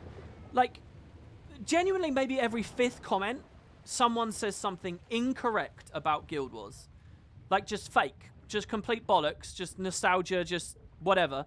And it's massively upvoted and, like, adored and responded to and stuff. So the one that reminded me of this at the start of this little talk here was someone was like, yeah, I think they were complaining about microtransactions. They said that Guild Wars 2 was built on a philosophy of, like, nickel and diming, like all the other MMOs, blah, blah, blah, blah, blah. Despite the fact that Guild Wars 2's had a much better business model than anything else. But look, this is not a discussion about their prejudice against Guild Wars 2, which is palpable. It's not about that, and I'm not offended about that. I can understand all of that. It was, someone was talking about how ArenaNet, like, that they had just decided to go for Guild Wars 2, and that they had stopped Winds of Change halfway. And I'm like, reading that, I'm like, what the fuck? Like, it's just a little thing like that. He's like, yeah, I believe that they stopped Winds of Change halfway and moved on. And I'm like, no, that's wrong. They didn't stop Winds of Change halfway, but off it goes. The thread's away. Everybody's talking based on, like, this wrong information. And it's like every fifth comment has just something totally factually bullshit about Guild Wars. And some of it's like nebulous stuff that's kind of hard to pin down. But people were talking about how, like, there wasn't a meta in Guild Wars 1. That the skill system was so perfect and so amazing. And they never had a meta. Fuck off, they didn't. Of course they had a meta. They had cookie cutter builds.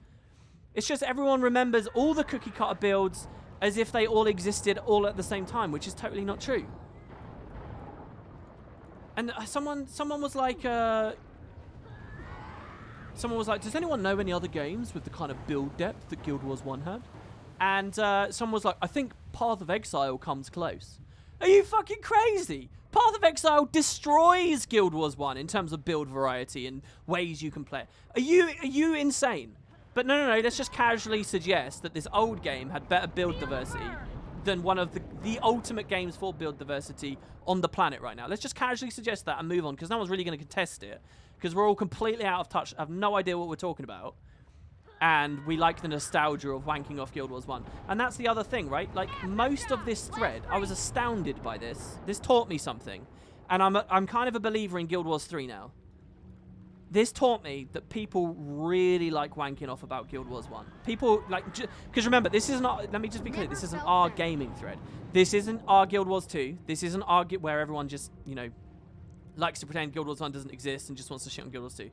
This isn't our Guild Wars 1, where everyone just likes to shit on Guild Wars 1 and talks about how good Guild Wars... everyone wants to shit on Guild Wars 2 and just wants to talk about Guild Wars 1 bots and shit, right? This isn't MMORPG, where everyone hates everything. This is our gaming, right? This is generic nerds that like to look a little bit deeper at games, right? That's what it is. We're in the general unwashed masses here. And so, yeah, the ignorance is astounding. Like, they just know nothing, and they'll just talk and casually chat as though, like, this stuff is just normal. And things will get completely ignored and swept under the radar. But here's the thing. I did a review on Guild Wars 1 versus World of Warcraft. And maybe 85% of that thread is talking about Guild Wars. They're not interested in WoW. They're not interested in... and people who defend WoW get downvoted. If you look at, like, the most downvoted message on that thread, it's a guy saying that Guild Wars was a pile of dog shit and WoW is a 5-star hotel, right? That's what that guy says. Now, to me, that's obviously stupid and hyperbolic, but it's kind of funny too.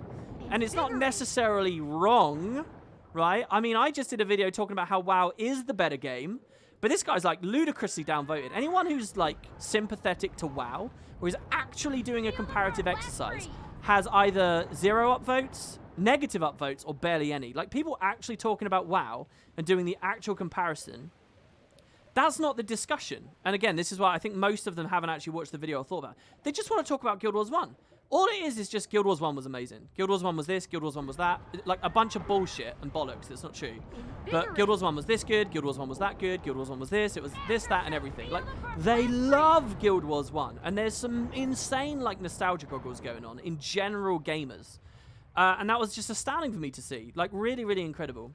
They're talking about how, like, it was a genre in and of itself, and how another game like it may never be seen again. And these things I just said a second ago. They might be kind of true, right? I do think it sort of is a genre in and of itself, and I haven't played other games like Guild Wars.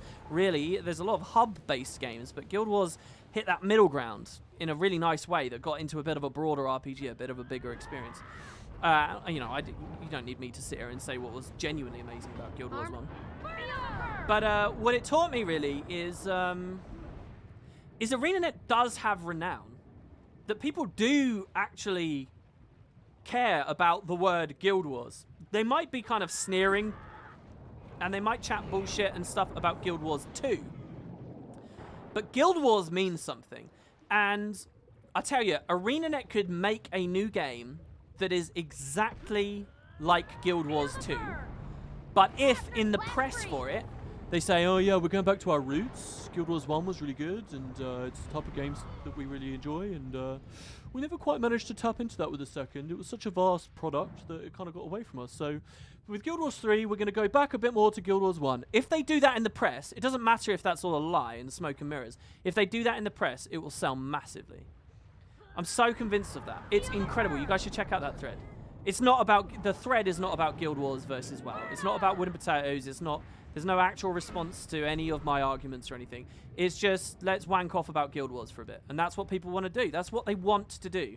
So I have to believe, therefore, that another Guild Wars IP game is going to do well for ArenaNet if they distance themselves from the sequel and wax poetic about the original. It's crazy. Anyway, so yeah, that was the other thing. We still haven't got this thing. I can't imagine what I'm doing wrong. Charged up. Well, anyway, we are no longer training fatigued, so let's do a bit more with the Basenji.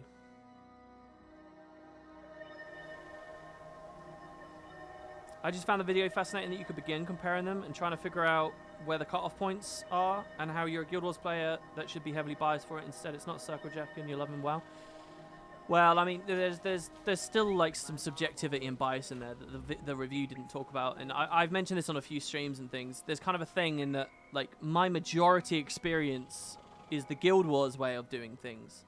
So obviously, I'm gonna lust for the other side of the coin. You know, the more traditional, the standard. So I think I'm very forgiving to those tendencies in WoW, while other people probably they're sitting on the other side. You know, they haven't been playing the Black Sheep all these years. They haven't been playing the alternate experience. They've been playing traditional MMOs, and WoW they're not enthusiastic about all those things. But for me, it was like a breath of fresh air. That's what I'm trying to say. Me going to WoW felt like a breath of fresh air. Most people, when they go to WoW, they won't feel a breath of fresh air. They'll be like, oh, it's this shit again, right? It's this mire, it's this swamp that I've been wading through for so long. So there's that element of it. You know, my gaming history, my online gaming history anyway, has kind of come to warped me to a place where I was actually really enjoying a huge amount of what the World of Warcraft side that probably jaded it and pushed WoW up a lot for me when maybe it didn't deserve it. Maybe, I don't know. Right, so can we... I'll start with the Sky Scale because I actually get achievements from him.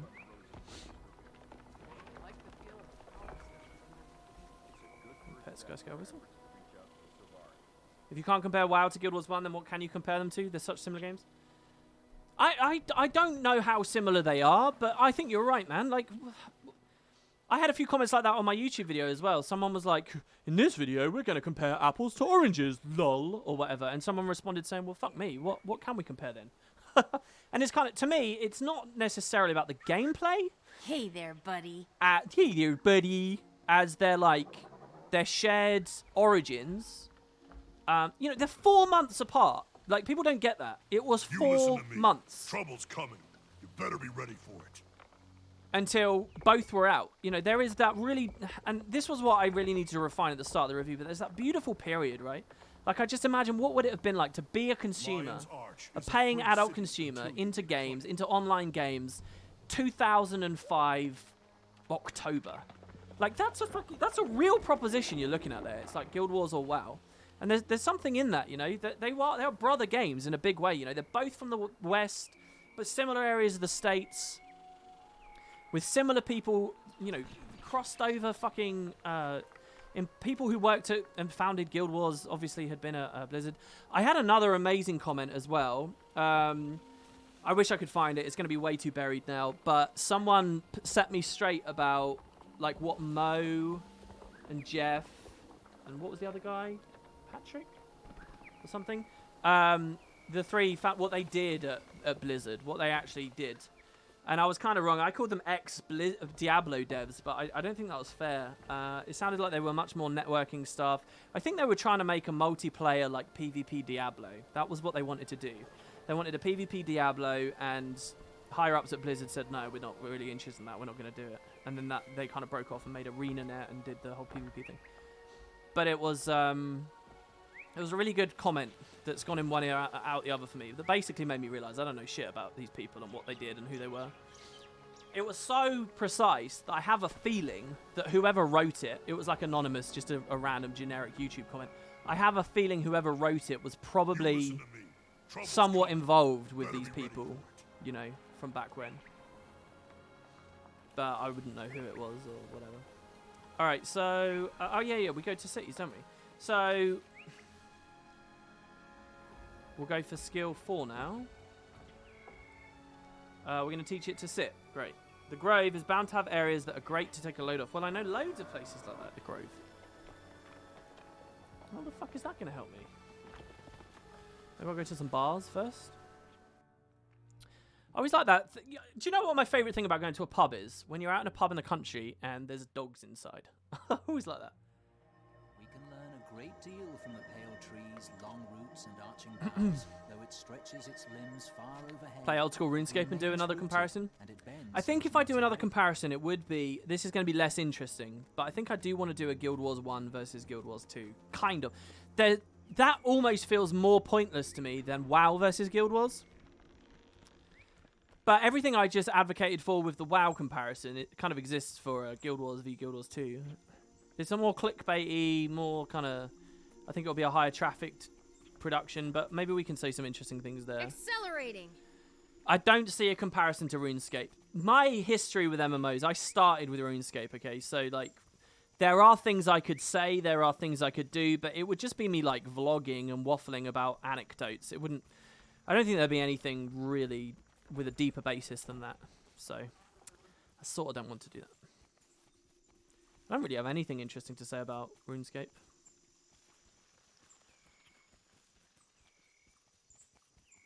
Oh yeah, and you could do that as well. You could do Guild Wars 2 versus WoW. I mean, talking about that Reddit thread, that lovely but also fascinating Reddit thread. My YouTube comments, holy fuck, dude. How long does it take in my video to realize I'm talking about Guild Wars 1, not Guild Wars 2? How long do you think it takes? Does anyone remember how it opens?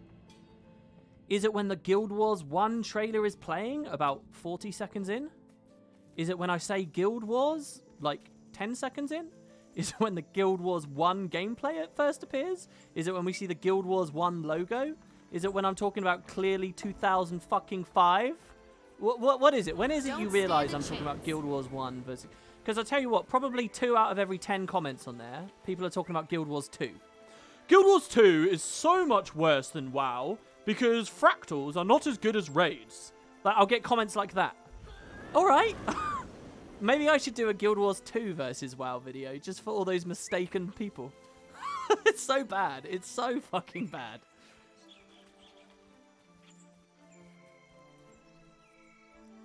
Yeah, I mean, your video was very clear as well. Yeah, I'll plug that shit as well. By the way, Valen did a video response to me where he talked for about 40 minutes, I think.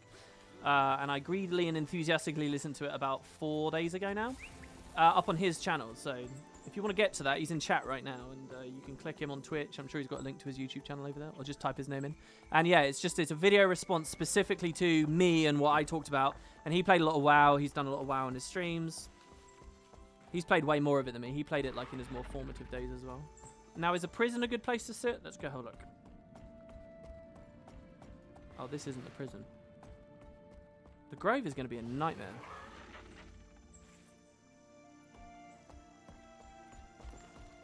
But Guild Wars 2 versus WoW, I feel like I'd have to play retail WoW to know that. And I just have that problem of, do I really want to play retail WoW? I had a really lovely person over New Year who sent me a message saying, hey, WP, I'll give you FF14. Like, I'd love to... I've enjoyed your videos for X years. I really want to give something back. Would you like Final Fantasy 14? And that's really lovely of them, right? But it's a sub-fee game, so I sort of said, look, you could give me these boxes and stuff, but I'm not that interested in playing it right now. And I don't know. I mean, the most I could imagine it though. I could kind of imagine like, all right, instead of Guild Wars, if this wasn't what I was doing, I could instead do like, all right, we get 1 month, 2 months, in retail WoW, and all the streams are retail WoW 2 months in my experiences. And then the next 2 months is 2 months in FF14, and then it's 2 months in ESO. And at the end of each one, I bang out a versus review. That's a thing, I suppose, but then how do I get all these in-game donations that are never going to stop piling up? Retail WoW Master. I don't know what that would look like. Imagine trying to do Master in every MMO you played. It'd be fucking ludicrous. What is a WoW Master like? I mean, it's subjective with every game, even this game. True Master would be me like unlocking every build slot for all 71 character slots or some shit, you know? That's the point. It'd be like you have to get all 6 tabs and you have to get full ascended gear or full legendary, I guess. That would actually be the bar. Every character would need full legendary for any conceivable weapon, and it would be, you know, True Master would be just this nuts thing. You first. Rogalicious says 2 months is nothing if you want to compare in game. I mean, that's the other thing. I never talked about this, but when I did the WoW video, I had a friend who really liked WoW. And he made me really nervous. I talked to him a lot and I consulted with him. You know, there's that little section in there about like lore comparisons. I basically dragged him into a Discord call one day and I said, look, tell me, I'm going to tell you this about Guild Wars lore. I want you to tell me if there's anything like that in WoW and teach me that story. And so then he taught me like these basic things, and I was like, okay, that sounds like a good comparison point. Like the Mist versus the Twisting Nether, and when I rattled that stuff out. I didn't really know that stuff. Anyway, I had him help me with it. And he made me really nervous because he kept talking about how I can't release the review like how it is. He kept saying, you can't do it like this. It has to be, you have to tell them that it's just first impressions. You have to tell them that it's just part 1. You have to tell them that you're going back to it later. You need to do more. Because I hadn't really played much endgame. And he was like, people are going to hate it. People aren't going to watch it. You're not being fair to WoW. You're not doing it right. You gotta do more. And I got really nervous. I was like, fuck, man. But I've put these hours in, and I'm actually not playing it much anymore. So, I don't know. I mean, maybe, yeah, if you did a Versus series, you would have to draw the line somewhere and just say, look, I'm not going to do end games. But then, what worth is it talking about an MMO with no end game? Would I really be interested in a Guild Wars 2 Versus review where all I'm talking about is the fucking personal story? Are you serious? Who would watch that? Except on my streams. Fired up!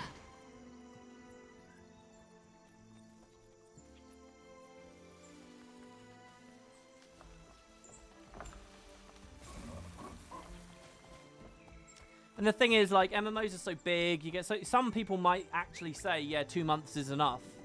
But then other people won't, and I don't know. It's just that whole pursuit of perfection thing, isn't it? Dude, I don't know what the fuck. I'm going to go to Kato now, who's basically just a cheat spot whenever I want it. He's up there. Dude, is it the bar? I swear to God, that looks like the bar. Let's climb up. Come try over here. It's the nursery. Ah. Wait, what are we going to do? Don't we learn violent moves? Oh, no. We're letting sit, aren't we? Oh, shit. If I don't have the novelty up, will it not? Then she kissed me. Like we've seen Hey humans there, do. buddy. Hey, buddy. On mine. And then she turned around and kissed someone else. And then Can't someone wait to grow else. old. Can you imagine? Human bodies change so dramatically. Lots of fan fiction on Guild Wars I Gone shall be Wild about that beautiful when particular I'm Sylvari. They'll be dignified and strong, like they described the human queen. Oh, she's very old from what Dude, I've I'm not heard. seeing the ring anywhere, though. Already almost 30. Took a long time to path around. In WoW Classic, Master would mean rank 14 and full T3. You'd have to play a lot longer than 2 months, ...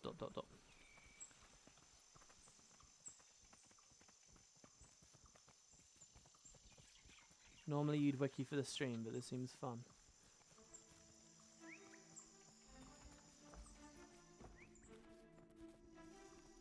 Maybe there's a secret room? I'd have wanted one. The thing is, I don't even know if they're right. They're just chatting with one another. They might just be role-playing at the bar.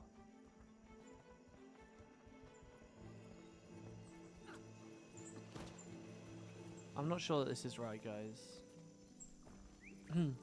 Sidle says, hey, I just wanted to get in here at this point. I have watched the whole thing a few days ago, and it's a good summarization and comparison of the games. Thanks. It's like all the things that I thought about years ago when I could only play Guild Wars 1 and did not have the chance to play WoW at first, and what I thought of the two games. It's insane that people could jack off under your posts like this when it's really just well summarized, all the points that I pondered over as a 10-year-old. No. I might have given people the wrong impression here. People have been really nice and really supportive and really cool about that review. No one has been mean to me about that review. No one has called it a bad review. I had a friend who was just really wanted me to do right by WoW and was suggesting people wouldn't like it if it didn't have that proper endgame bit. And it is definitely a knock against it. I can see that. No one's been mean to me about the review. All I've done is be mean about people on that Reddit thread that just wanted to talk about Guild Wars 1 and how, like, amazing it was, apparently, when it really wasn't as good as they think it was. That's all I've done. Nobody's been mean about the review. I don't regret making it at all. I think it was really good and really fun. No word. That's the correct answer. Yeah. I mean, I think it is that as well. Like, everyone's got an opinion about it. Just because your opinion also exists and is not mine, it doesn't mean that you're hating my video. Do you know what I mean? Alright, here we go. We can learn to sit here with these saplings. I found it.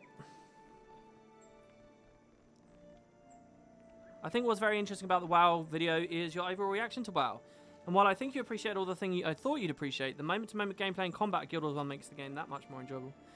Guild Wars 1 is hard to sell as well for the combat, because if you go back to Guild Wars 1, it is so stationary, it is so static and slow, and like the animations aren't that good, and the professions actually aren't as varied in terms of moment-to-moment gameplay.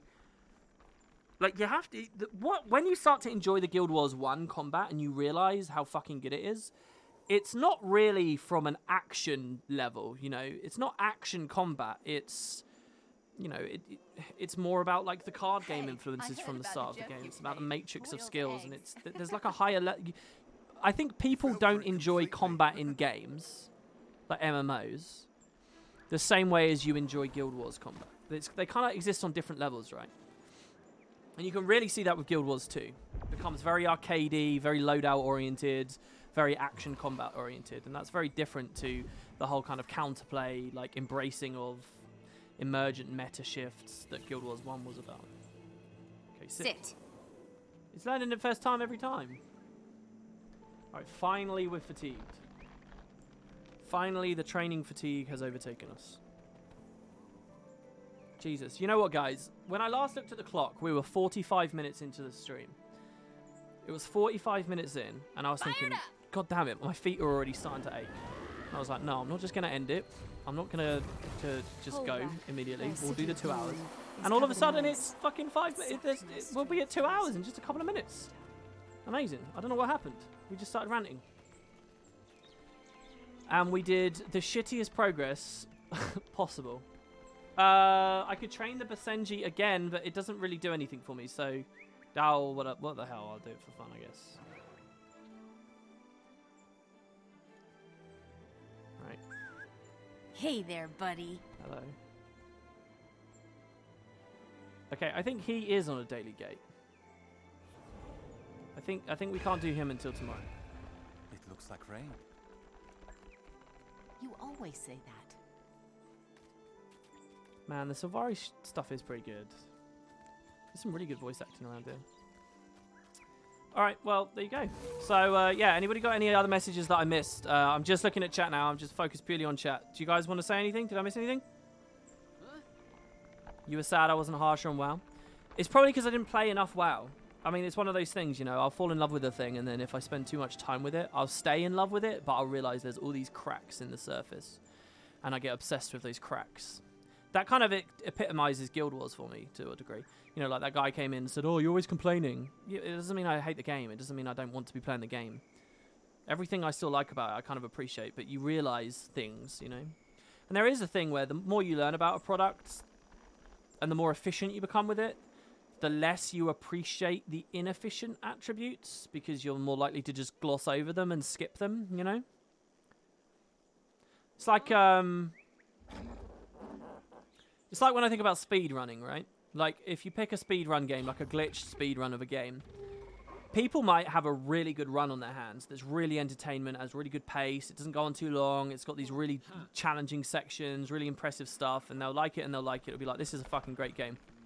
And like, a few months later, someone will find a new strat that allows you to skip like whole chunks of the game.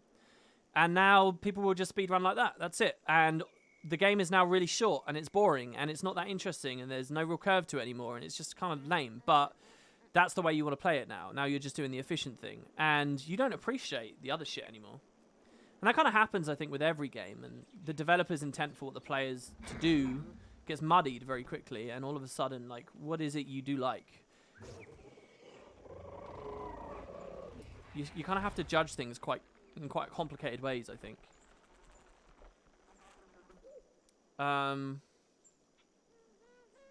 Did Valen suggest he was going to do a part 2? Yeah, if you did retail WoW versus Guild Wars 2, Valen, if you did that and you put a little bit of effort in it, that would do very well as a video. I would watch it. I think a lot of people would watch it. That is a video that people aren't going to care where it comes from. That's a discussion people want to have for real. They want to see retail versus Guild Wars 2. Have you considered going for an Aurene weapon as you're guaranteed the first one? Yeah, I have. I just don't know when I want to squeeze in Dragonfall because it's very boring to me. I'm more likely to do Dragon Stand because the end point of it with like the crystalline ingots and stuff feels more tangible to me than random numbers stuff. And I know I'll get one Aurene weapon. I don't know. Look, I'll probably get one Aurene weapon and I will desperately try for one tech weapon. When I get a Tequator's Horde, I can pick the thing, right? I'm not going to get like an Artificer's Tequator's Horde and only get a certain selection, right? I think I will try to max out one weapon category at least in the short term. I'll try and get one maxed, yeah? So, and focus will be the one I go for. So the first guaranteed Aurene thing, I'll make a focus. I'll get a focus from the tech, and then the only other focus left in the game is the upgraded World versus World one. Then I have every single focus in Guild Wars 2. And I'll feel pretty good about that. Once I got one section, maybe I'll look onto another one, and then another one. And if I build that way, maybe it won't feel so terrible. Like I'm suddenly having to grind for all the Aurene weapons at once. Maybe. I don't know. Yeah, and I can't do armor at the moment because I don't have that purple mask. I'm signed up for the newsletter, but I don't have the purple mask, so I can't get it. That is a hell of a code. I should put that in white text on the stream, for sure. HOT POF? Well, I haven't just done regular POF, so I might do that eventually. Sorry, I missed a message here from Visionary. You should get somebody who's never played these games and sit them down in front of them and ask what they thought of it at the end. Well, what's the end?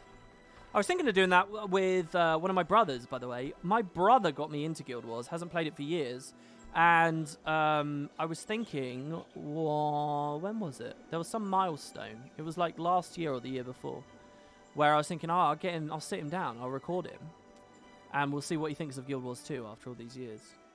My 10th anniversary, my 10 years since I started the Guild Wars 1 LP. Not 10 years since I've done this as a job, but 10 years since I just started on YouTube. Is this October coming up. So I might do something cool then. Bans me for account sharing. I'll get him a new account. Alright, anyway, so that's it. Thank you guys. I'll be back tomorrow, same time every day. I'll have some overlays and stuff set up. If anybody subbed or donated or whatever, I haven't been able to see it today, but tomorrow, remind me, I will go through that shit. And yeah, we'll do it tomorrow as well. I'll try and just set some more stuff up, and that'll be it. So thank you, everybody. Hope you all enjoyed. This has been very pleasant. I quite like being up here, to be honest. And I hope you all have a great evening. So catch you next time, guys. Take care.